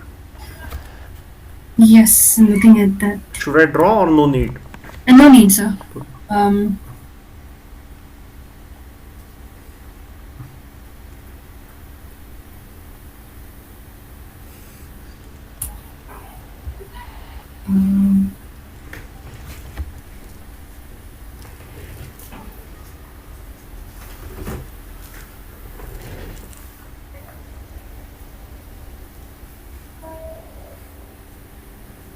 So I can't find this character. It is there. I will give you a hint. Okay. First line. It is located somewhere there. Alphabetical chart. First line. Oh, sure. DP Chi. Just below that. Just below No. that. The next alphabet. Yeah. DP Chi the. No. Just Sir. Huh. Summer. So what will it become? How will you pronounce it properly? DP Chi Sma. Very good. Dipichisma. Dipichisma. Write down. I will tell you the meaning. Just write the word Dipi. As of now, write in Roman or Devanagari, whatever is comfortable for you. Later on, we will. While doing practice, I will give in cuneiform also. As of now, write in either Roman or Devanagari, whichever is preferable to you. DP. The meaning of DP is inscription. Okay.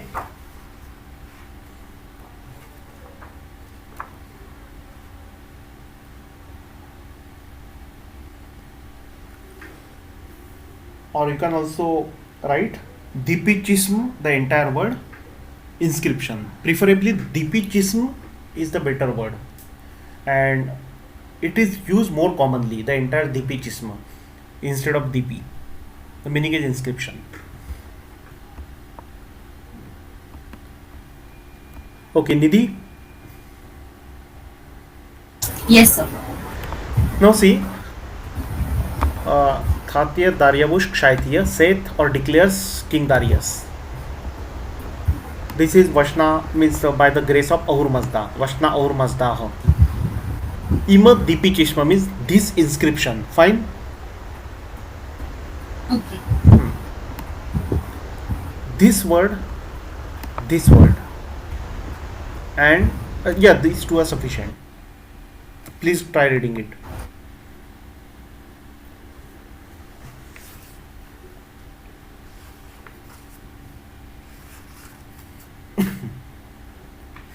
Try reading it. The first word is the here. Tya. It Tya. becomes tya or tyo. Tya. Yeah, tyo is fine. Tyo. Then the second is ch. No, not ch. It is not.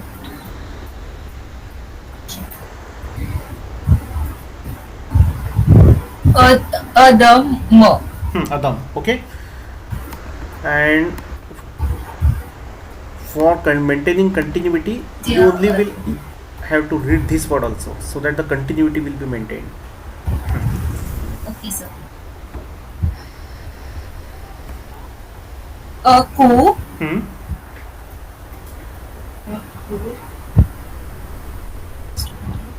See, a ku.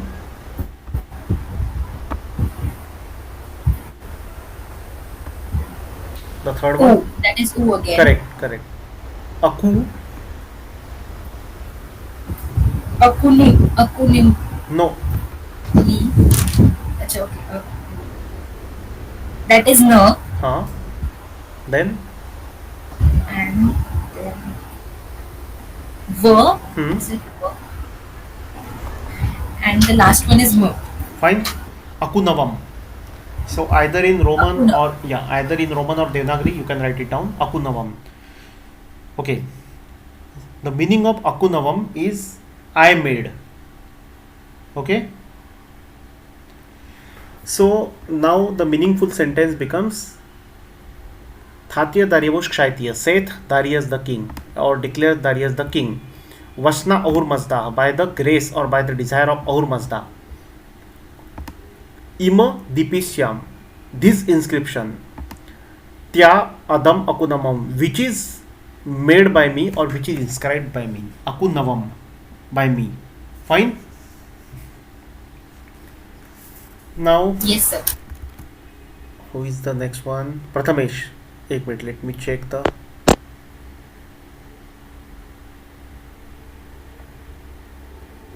Abigail, your turn.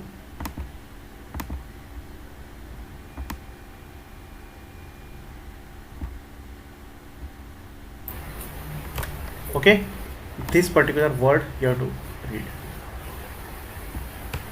Okay.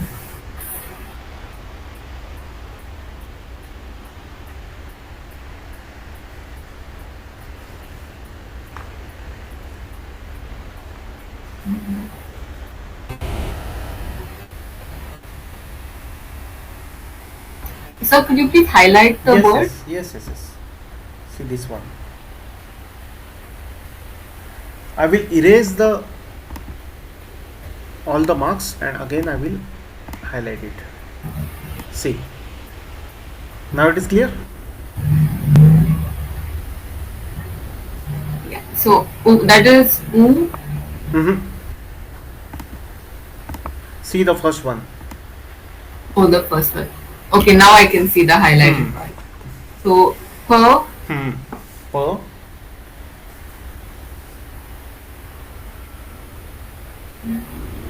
Two horizontal, three vertical. Pati Patisham.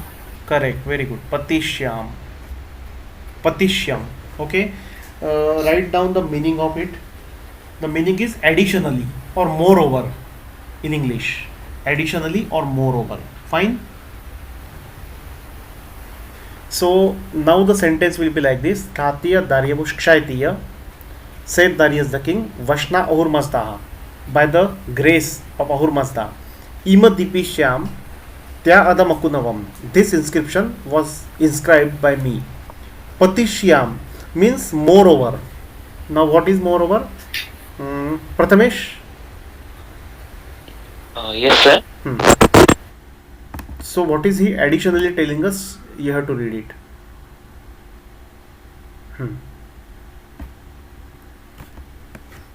Try reading this word.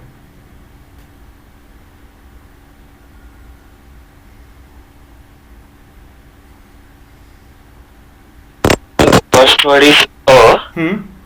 Ra. E means Ari. Correct. Ari.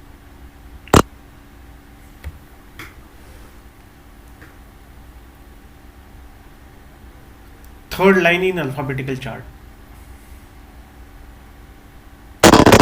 Arija. Ariya means Aryan. Okay.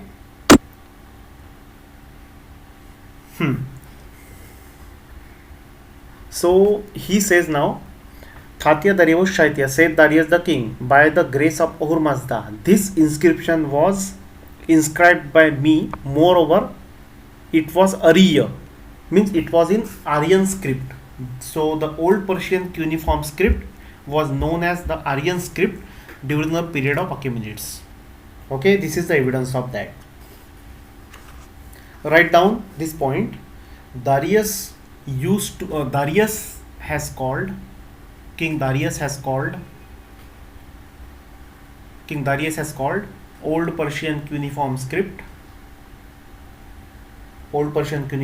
as the Aryan script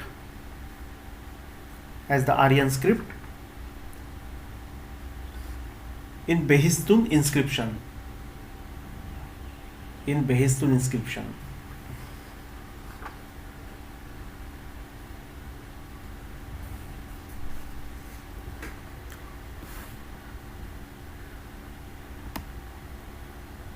This is aha, and then Nidhi, please unmute. Yes, sir. Please unmute yourself, and 2 words I am assigning to you. This is the first word, and Okay. this is the second.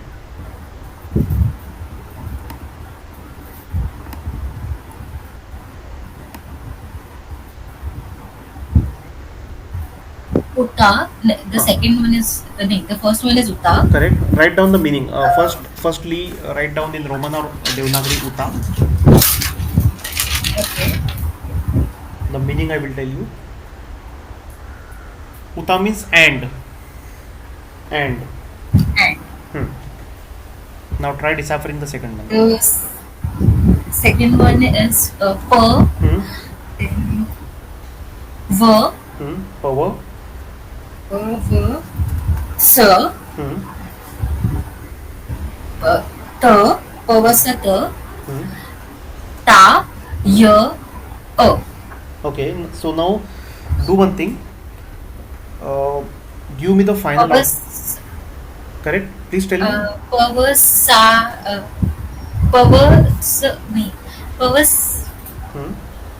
Pavasataya. Yeah. See, Pavasataya. see. I will make it more correct. See. No, it is correct. 99%. Power.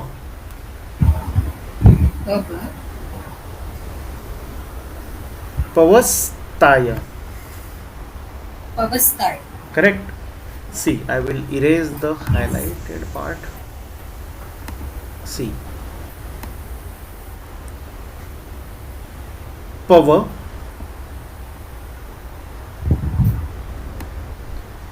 While typing, this is a mistake from my end. No, correct. Sorry. It is correct. No, it's not. Yes, yes. Just the I no no song. the Song. screen is too small na, so I thought the word has Yeah. was typed by twice. No, no, no, That no. was my miss. So I was confused. See, pavastaya, pavastaya, pavastaya, Style. Style. pavastaya.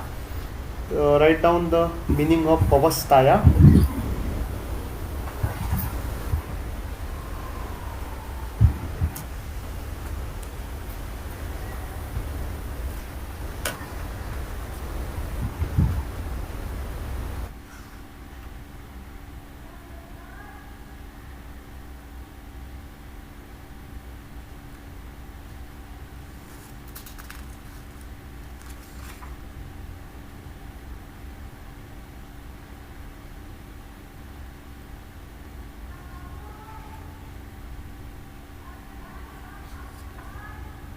Am I audible?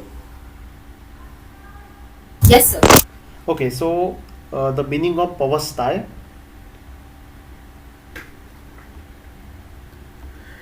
It means just do one thing. I will also compare it with one Indo-Iranian etymology part. So just do a star marking over there. So at the end of the lecture, I will just give you its proper meaning, because the old Persian meaning is not 100% accurate. Okay, sir. Just a minute. Give me just 2 minutes to compare with Indo-Iranian etymology.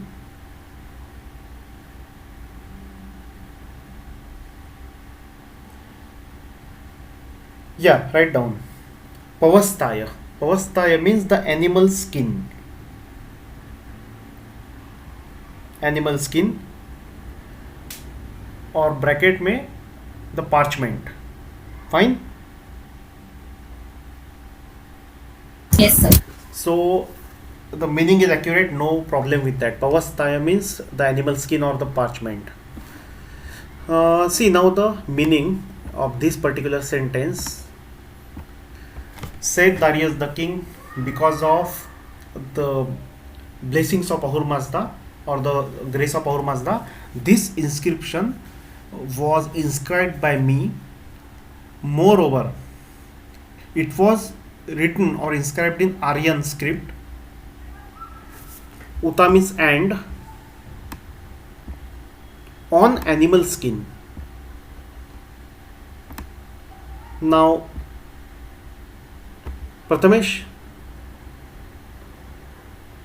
Sir? these two words.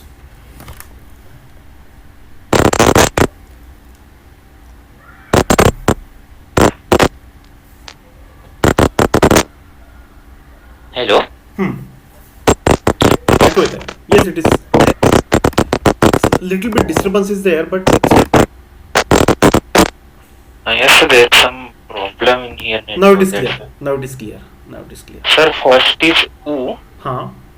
then it's T and A, so Uta. Uta. What is the meaning of Uta? Sir, just and. Huh. And correct. Uta. And the second word. First alphabet is found can be seen in the first line of alphabetical chart. The first alphabet is Ch, Ch. Huh. Ch. And sir, the second one.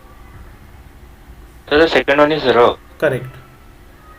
Ch, R. Huh. The third one. Third row of alphabetical Ma. chart. Huh. Charma, Charma. Charma. What is the meaning of charma? The basic Sanskrit.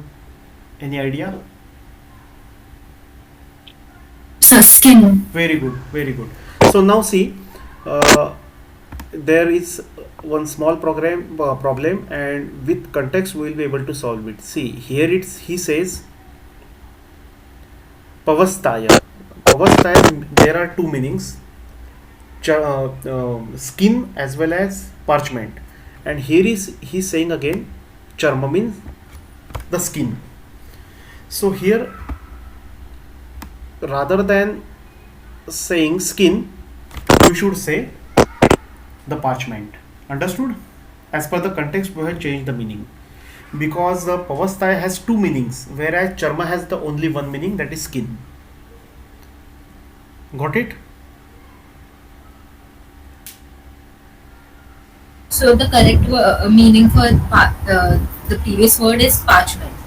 See, skin and parchment both are the correct meanings for Pavastaya, but as per the context, we have already used skin for as Charma. In Huh. yes. So, what is the point in saying and Charma two times? So, I got it inscribed on parchment as well as on the skin. This seems to be more perfect Okay. and accurate. Understood? So, now what Darius says, because of grace of Ahur Mazda, this inscription was inscribed by me. Moreover, it was in Aryan script and parchment and also an animal skin.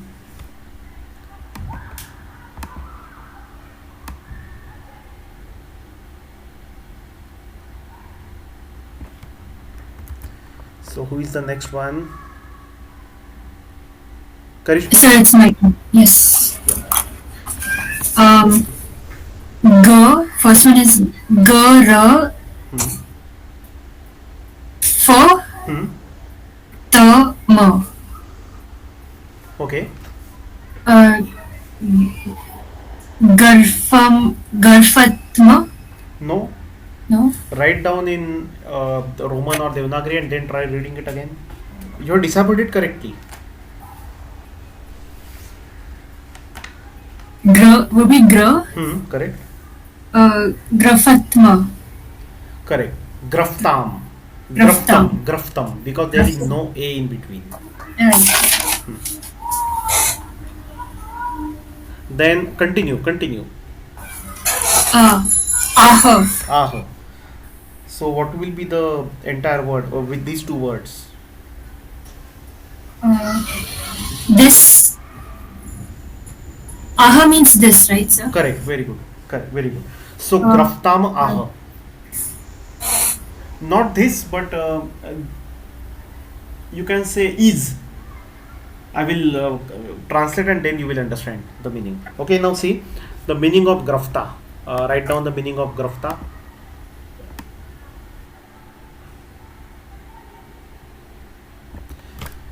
The word grafta is also pronounced as grathita.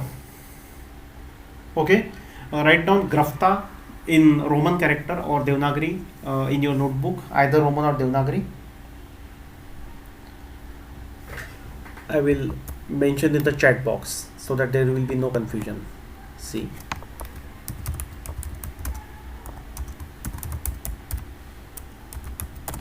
Okay, check the chat box.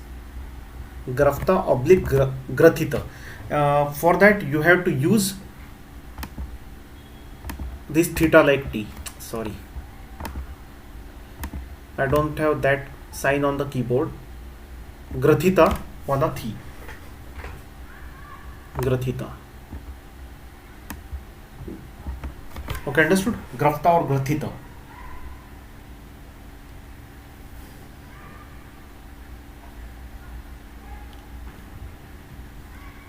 Got it? Graftam ah or gratita ah means was written. The word grantha and gratita or grafta are the same. The grantha, where everything is written, is called as grantha, and gratita means to write. So now what he says, the entire sentence will be like this. King Darius says, by the grace of Ahur Mazda, I got this inscription inscribed in Aryan script. Moreover, I got it inscribed on parchments as well as on animal skins. Fine? Yes, sir. Good.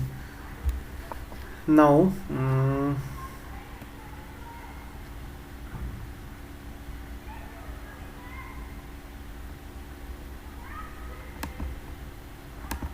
बीच वाला इतना important नहीं है. या सी Okay, now 3 words. Nidhi, please try reading these. Yes, sir.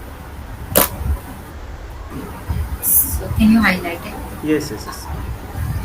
I will just a minute. I will erase all the marks and now again I will Every. highlight it. Now it is.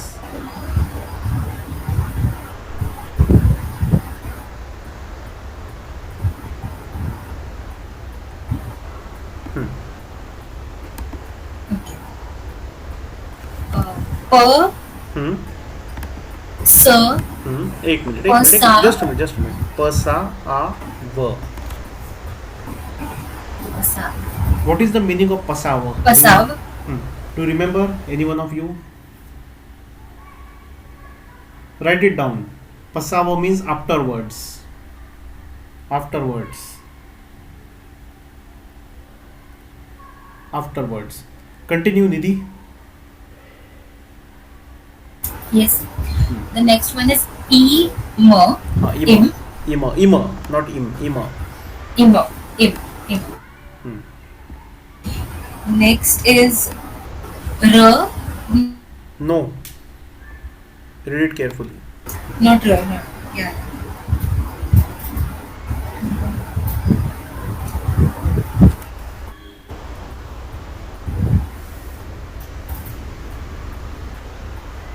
Okay, that is D. Hmm. E. D. D. So longer D. P. Hmm. D. M. Correct. Very good. Deepim. So read these 3 alphabets without taking a break. Without breaking. The Pasava Dipim. Pasava ima dipim. Pasava Ima Dipim. Pasava ima dipim. Pasava means afterwards.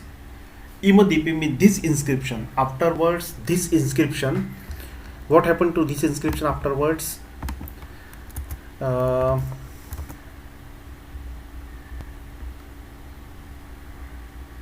Abigail, you will tell us what happened to this inscription afterwards by reading this word.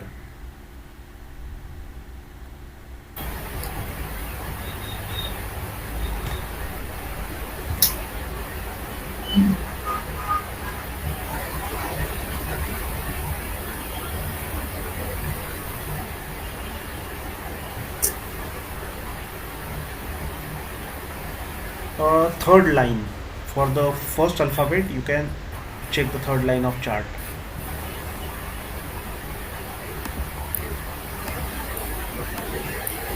Third line of alphabetical chart.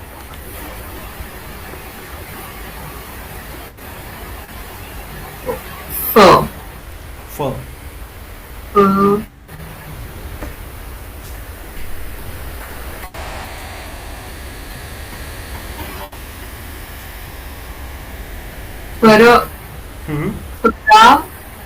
Fra.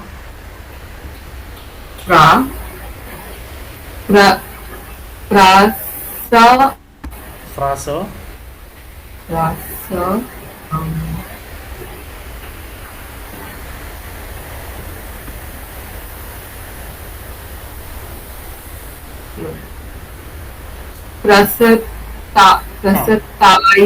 Prasatayama. Now pronounce it properly. Otherwise, take 1 minute. Write in Roman. Prasatayam. Frasatayam. Frastayam. See. 1 minute.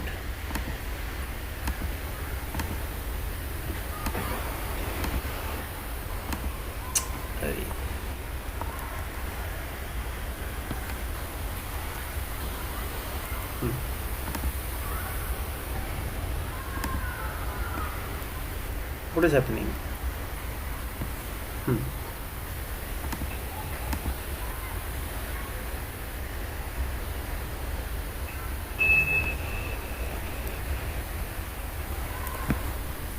Okay.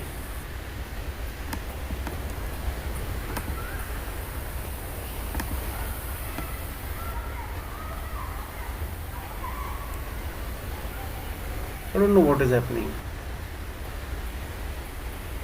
The screen is getting disappeared as soon as I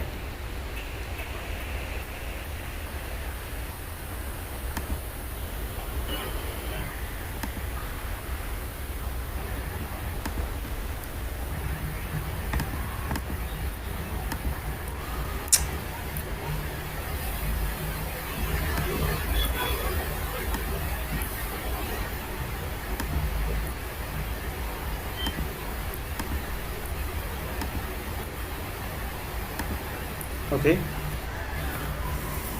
Fra. First alphabet fra, sta. Frasta yum. Frastayam. Okay. So write down the meaning of frastayam. The meaning of frastayam is I sent or I dispatched. Okay.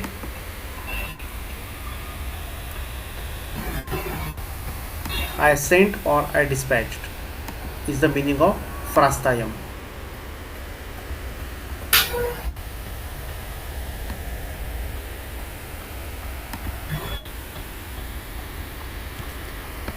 Now what Darius says, Thatya Darius Shaitya, King Darius is saying that by the grace of Ahur Mazda, this inscription was inscribed by me in Aryan script. Moreover, it was inscribed on parchment as well as on animal skin. Then I sent it. Please continue with the next word also. There is some problem with my highlighter. We Hmm?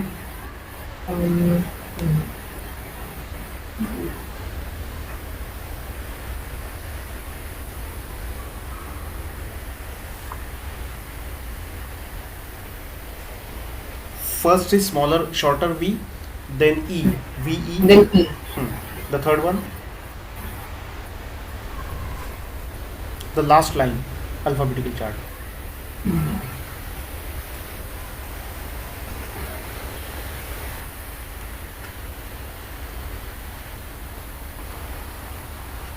I'm unable to find that letter, sir.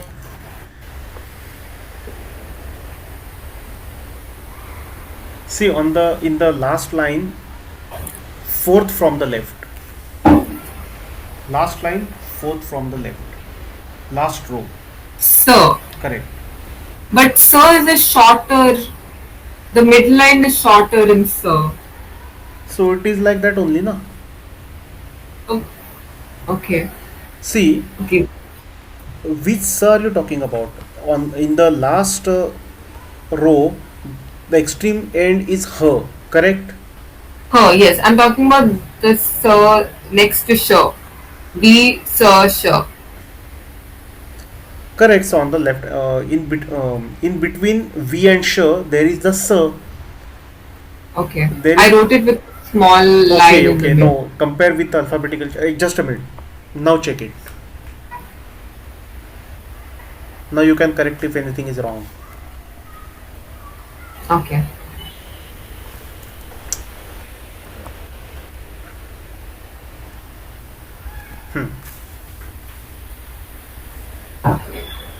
We sir per T.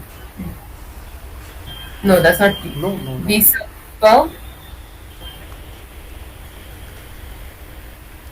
See, V and S is correct. V and S are correct.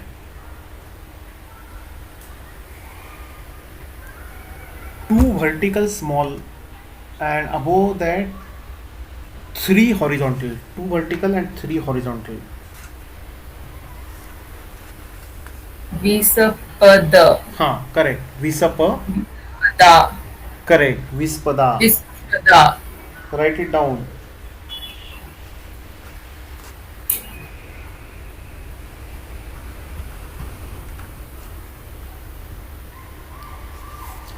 The meaning is everywhere. Vispada means everywhere. The word Vispa means Vishwa. So like that, Vispada means everywhere. ठीक है? So the meaning of this entire paragraph is, said Darius the king, by the grace of Ahura Mazda, I got this inscription inscribed in Aryan script. I also got it written on parchments and animal skin. Then I sent it everywhere. Okay. And what he says again, Prathamesh.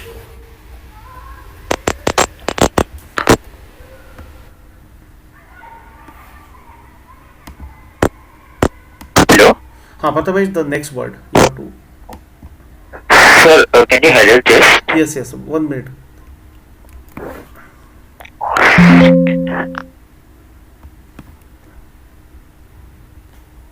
Just a minute. Is it there? You are not audible. Oh, sorry. Hello. Now it is clear. Sir, which word? This both. Just a minute. I will once again erase and see this one. It's other. Correct. And the next two, I will tell the meaning together. Sir, actually I have tried to put. That is the here means dhayav. Okay, very good. What is the meaning of Dayyava? Any idea? Any one of you can just remember and tell? Land. Yes, very good. Land or province. Province is the better option here. Okay, and the third one? Kal. Hmm? Kal. Kal. No, it is not L. Observe very carefully the middle line and compare it with the last line in the alphabetical chart. Just a second.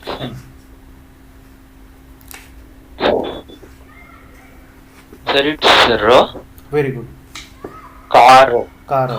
What is the meaning of Kara? Any one of you remember? Kara means people or the army, but here he is not spreading this information among the army. In the army, but he is spreading this information among the citizens. So we have to use the meaning Kara means people here. Okay. Yes, sir.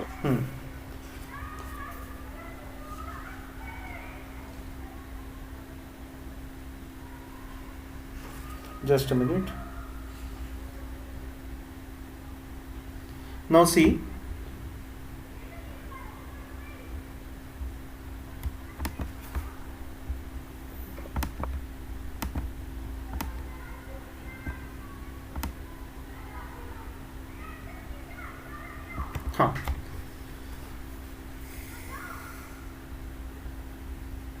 Vispada means everywhere. Then the word Atara. Please write down the meaning of Atara. Here is Atara. Atara means through or inside. I will just mention in the chat box.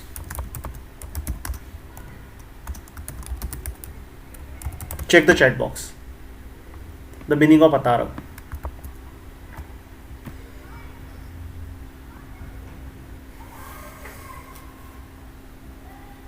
Atara the Yukara means throughout the people of my empire.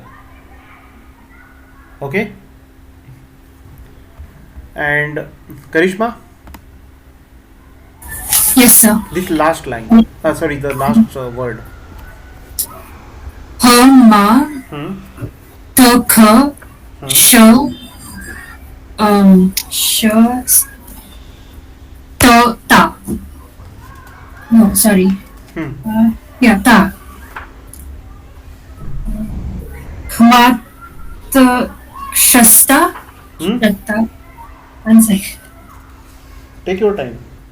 Yeah. Sir, Yes. I have a doubt. Like the her that we wrote has a standing line on the right side, or is it like No, I couldn't get you. Please tell me once again. like the her that we wrote is different, no, than this one? No, Like I was not able to find. you're comparing with which her exactly? The one that you gave us, like the characters that you showed in the chart, it is like this only. Yes, Because I yes. See. don't know. Now see, concentrate on this her. I will just erase it. Then I will just open the chart also so that you will see. Okay. ठीक है. And compare with this her. Okay. It is the same, no? Oh, I have written it wrong then. Okay, so correct it. You can correct it. Yeah. Okay, no problem.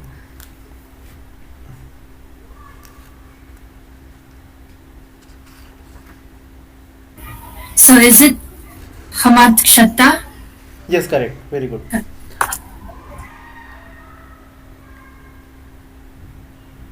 Hamakshata.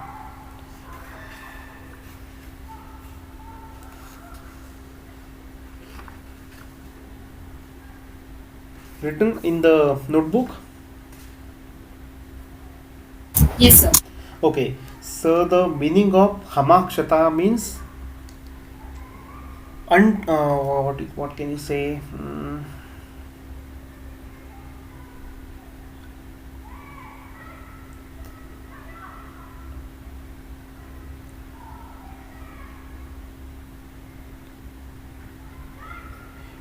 You can say unitedly or together. Hamakshata.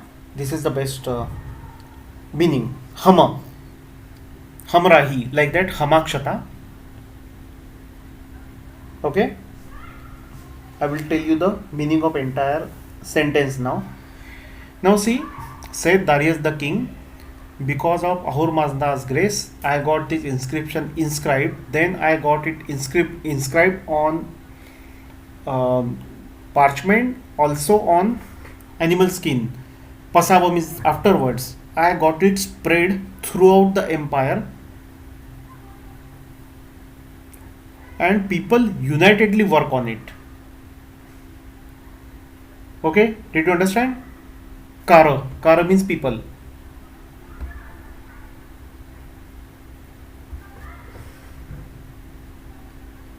So this was the efforts taken by him and his people to spread this message throughout the empire that Darius has now become the king. Any confusion or any doubt in this? No, sir. Good.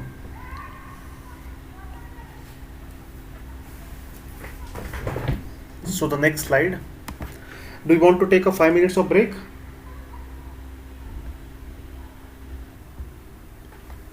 Okay, so should we start again? Hello, so should we start again?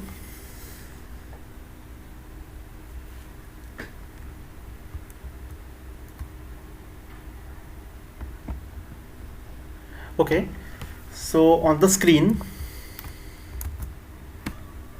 you can see old Persian cuneiform that we are currently studying, and it was extensively used by King Darius the Great after he got Behistun inscription inscribed.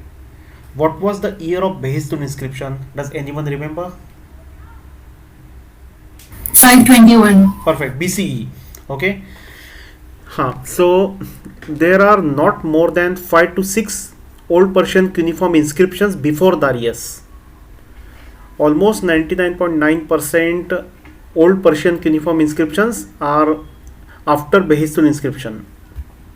The use of this script can be mostly seen between Darius the Great till Artaxerxes III. I will give you a family tree later on.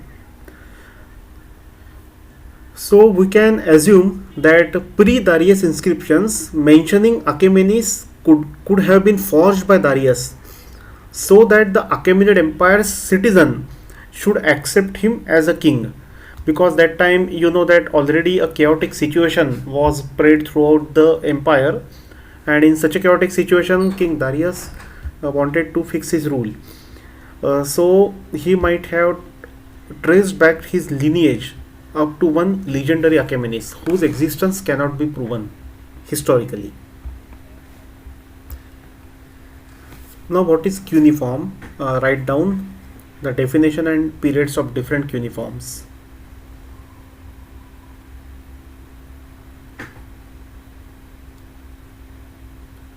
Okay, heading is cuneiform. Cuneiform was the name of an ancient writing system used in the ancient Middle East. The word cuneiform literally means wedge shaped. I will message in the inbox.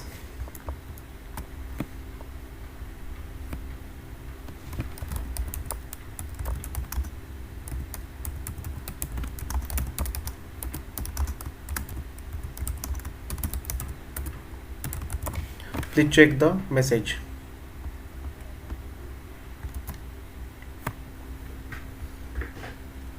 Okay.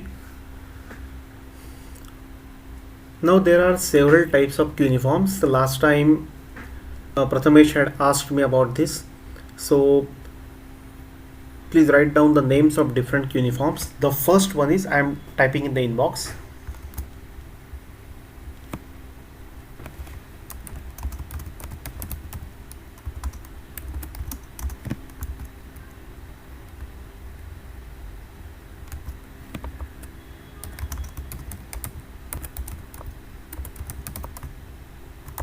Write down the first one by checking the message, Archix cuneiform.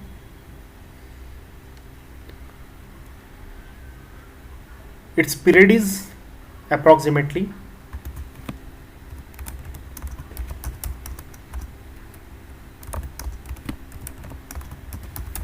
Check the message again.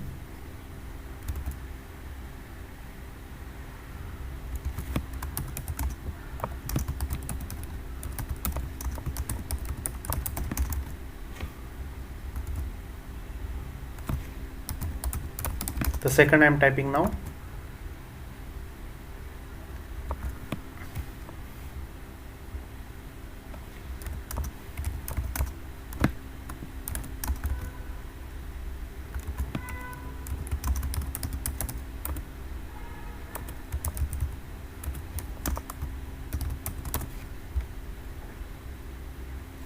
Okay.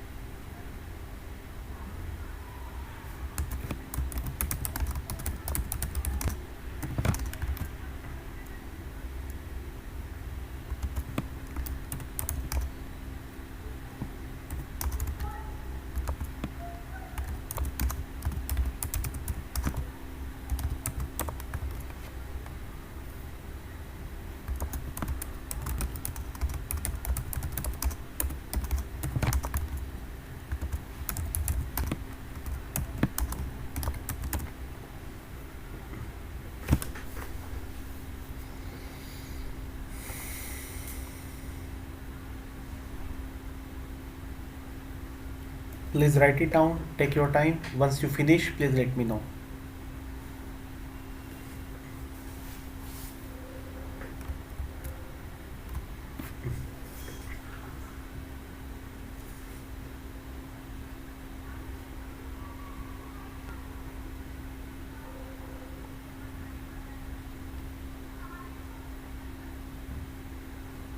Finished?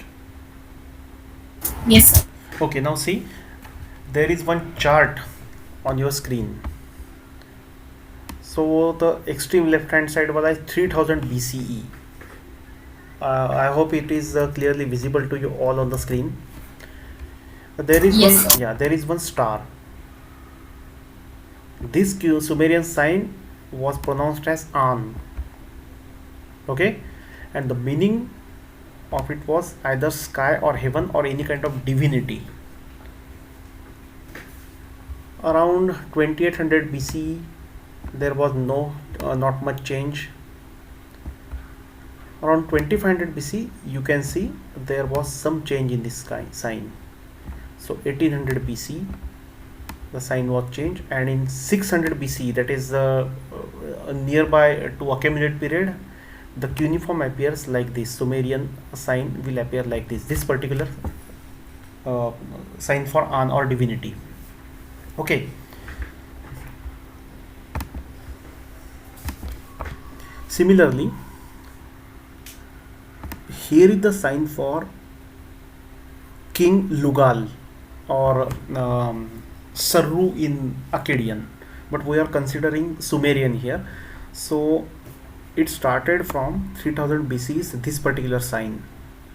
Later on 2800 BC, 2500 BC, 1800 BC, and this was in 600 BCE, 6th century BC, and so on. Now this one is the sign for Kur.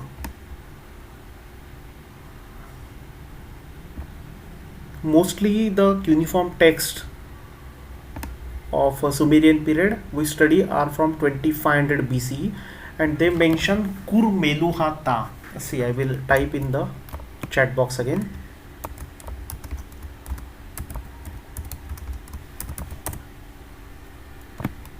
Okay, Kur Meluhata.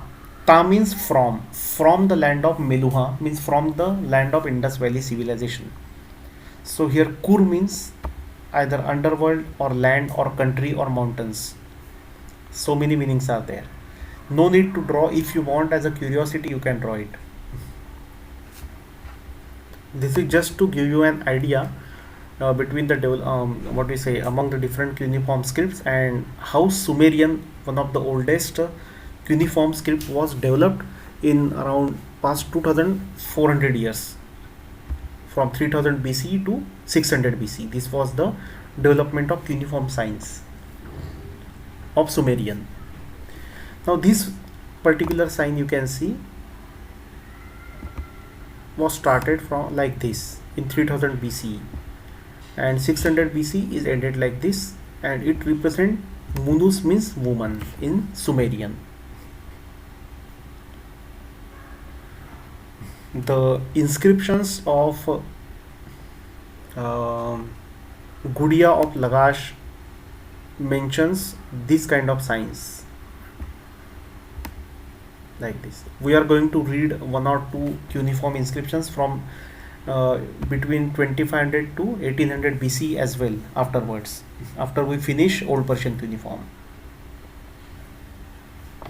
Okay, so these were the changes in different signs with the period of time.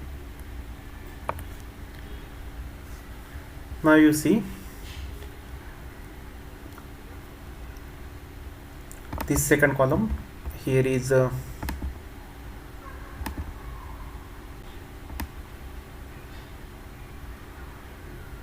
Lugal. The meaning of Lugal is the king.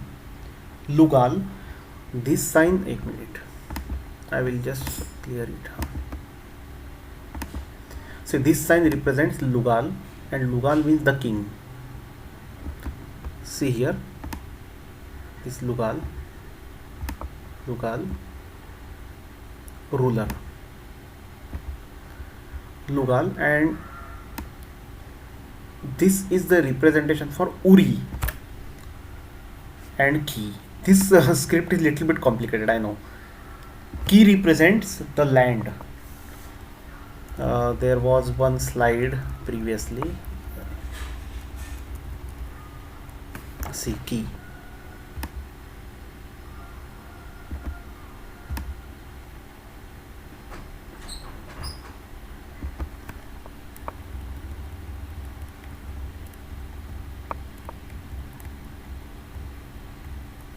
Okay, Ki. So the meaning of this particular part is Lugal Uri Ki, means the king of Ur.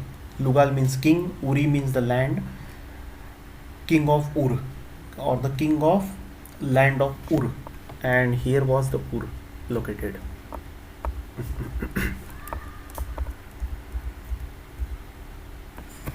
See here, king of Ur.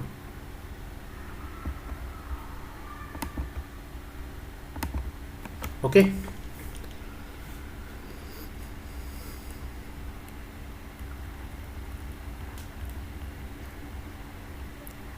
don't worry too much about this.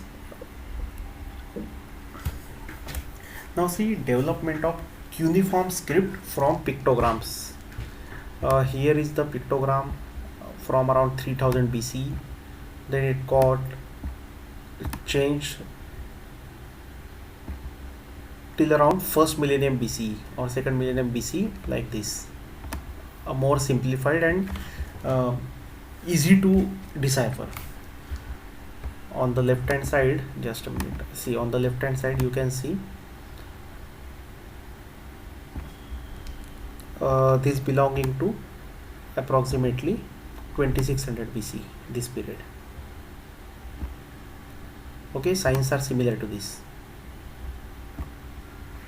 and this could be in between 6th and 7th part, somewhere here. So around approximately 2000 BC to around 1000 BC, in between that period, this one. Okay, any confusion? I will share this screenshot on the what do you say, at Google Classroom also, for your reference.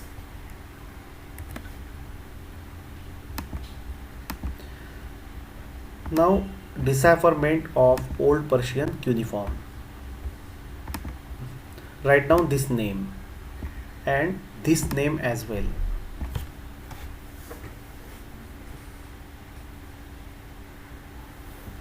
Okay, so Carsten Niebuhr was a German surveyor and a cartographer in around 1764 for Frederick the Fifth of Denmark. Write down, for Frederick the Fifth of Denmark. For Frederick the Fifth of Denmark. For Frederick the Fifth of Denmark, Carsten Niebuhr visited Persia in 1764.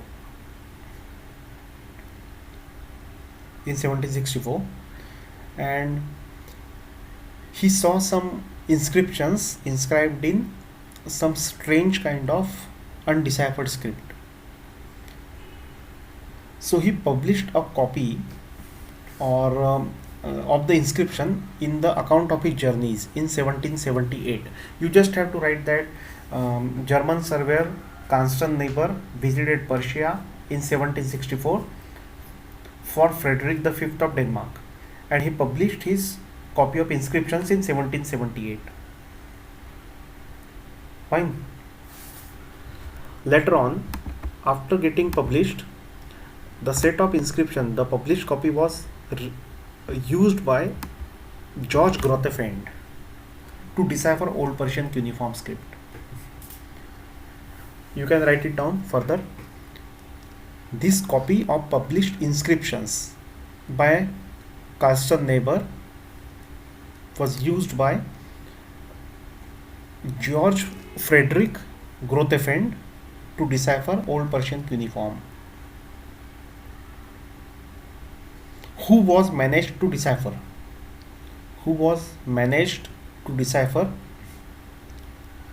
10 symbols out of 37 from Old Persian cuneiform.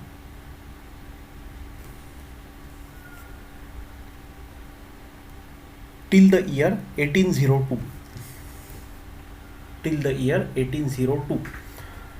Just remember the time in the context of Indian history.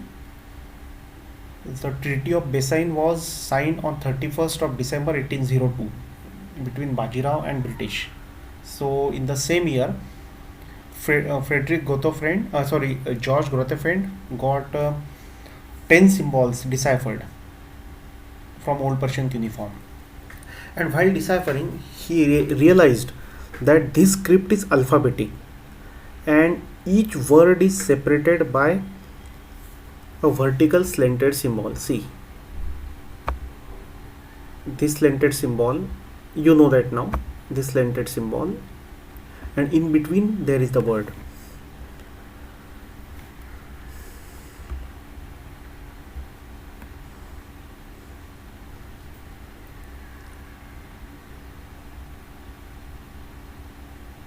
So what happened? The Akkadian language was also began to be rediscovered when Carsten Niebuhr in 1767 was able to make many copies of cuneiform texts. So people got a huge data available and they started trying to decipher this undeciphered unknown script. And Old Persian Akkadian bilinguals were of great help for this deciphering.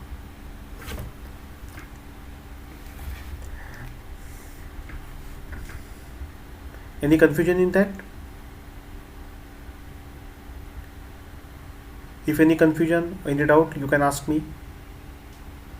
कोई doubt है? No, sir. So Karl Ludwig Grotefend. Please write down the name. I am typing in the inbox.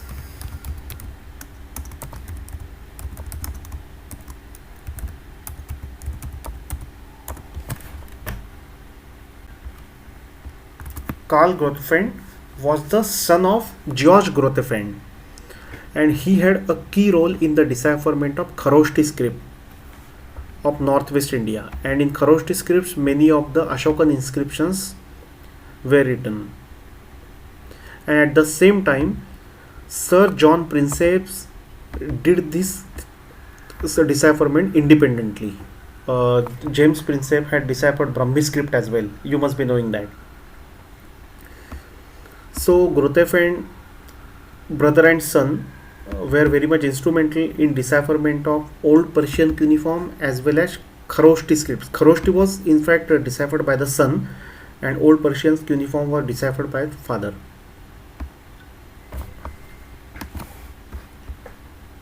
Now, decipherment of Old Persian cuneiform.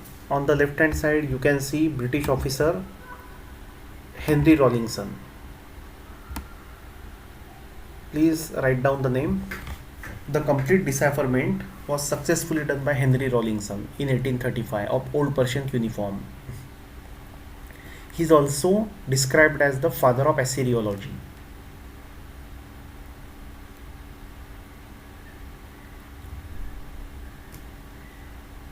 Okay. So Rawlinson had already recognized the word Daryavush in Persepolis, and he recognized the same letters when he started to study the huge Behistun inscription. See, this is Behistun inscription on the left hand side. This is a huge inscription. It is a trilingual inscription. We are going to see that later on. So he was able to recognize the word Daryavush when he saw the same letters in Behistun inscription, and he realized that this is an alphabetical script. He also realized that. Now, Old Persian cuneiform was the script that used to write Old Persian language. So the please note it down. Language's name was Old Persian. Language's name was Old Persian. Script or writing system used was Old Persian cuneiform. Script or writing system used was Old Persian cuneiform. So what happened? Old Persian was the script used for Old Persian language, and it was supposedly developed by 525 BC to inscribe the inscriptions for Achaemenid king Darius to be used at Behistun. And what happened when Rawlinson received some notes by the German scholar Grotefend, who had also studied some signs of Old Persian cuneiform. Like last time I told that 10 out of 37 symbols were already deciphered by Grotefend. So coincidentally, Rawlinson was able to get that record, and using that help, finally Rawlinson was able to decipher the entire script stepwise. So the first lines of the inscription contained a list of personal names. You know that Arya Ramnak, then Daryavush, Hakamanish, then Chispis. These all the names were mentioned in the first paragraph of first few lines itself. And Rawlinson compared these names, which were very identical, in the histories of Herodotus. So he compared the Behistun names with the names from histories of Herodotus, and finally he confirmed that the script has been deciphered. Now write down a very important point. There are three vowels. Check the message in the inbox. A, I, U. Three vowels, A, I and U, and 33 consonant. 33 consonants and 8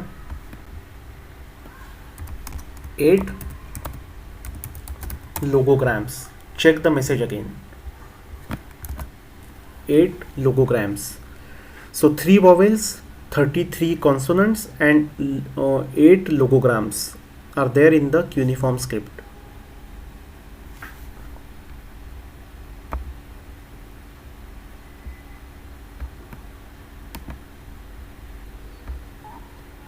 We have already discussed about this particular incident from histories of Herodotus.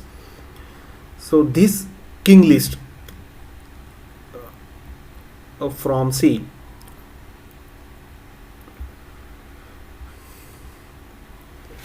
like I told you last time in the classroom, that King Xerxes had undertook an expedition to Greece and his uncle Artabanus had opposed it, due to which he was extremely angry over his uncle, and he said that if I fail to punish the Athenians, let me be no child of Darius. Let me be no child of Darius, who was the son of Hystaspes, who was the son of Arsamis, the son of Arieramnes, the son of Thespis.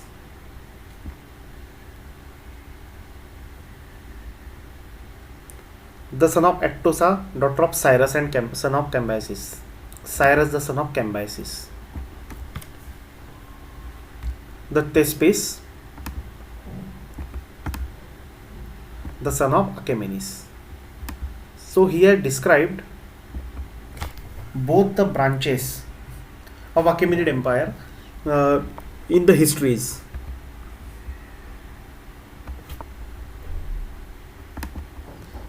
And we can compare the same text with Behistun inscriptions.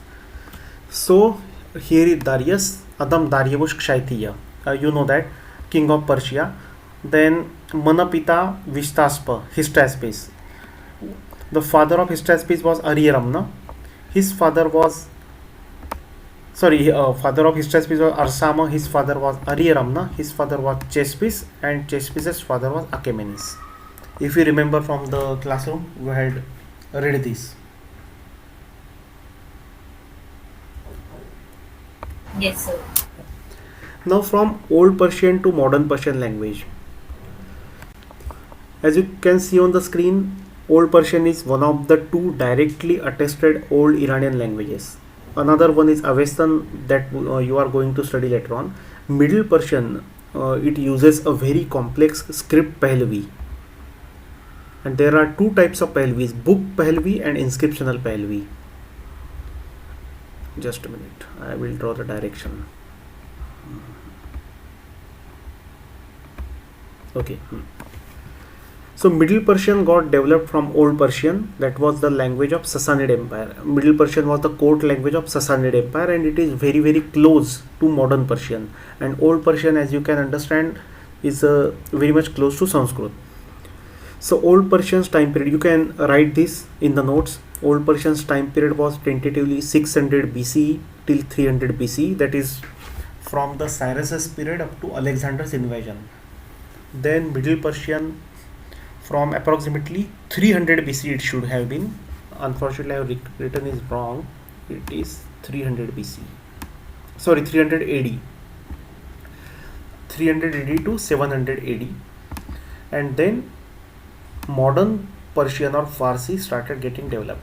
So early New Persian from 900 AD, Classical from 1000 to 1800 AD, and Contemporary Persian 1900 AD to present. So from 650 or 700 AD, the script also got changed with the invasion of Arabs. They invaded Iran. The last empire, that is Sassanid Empire, got conquered by Arabs, and the script was also changed.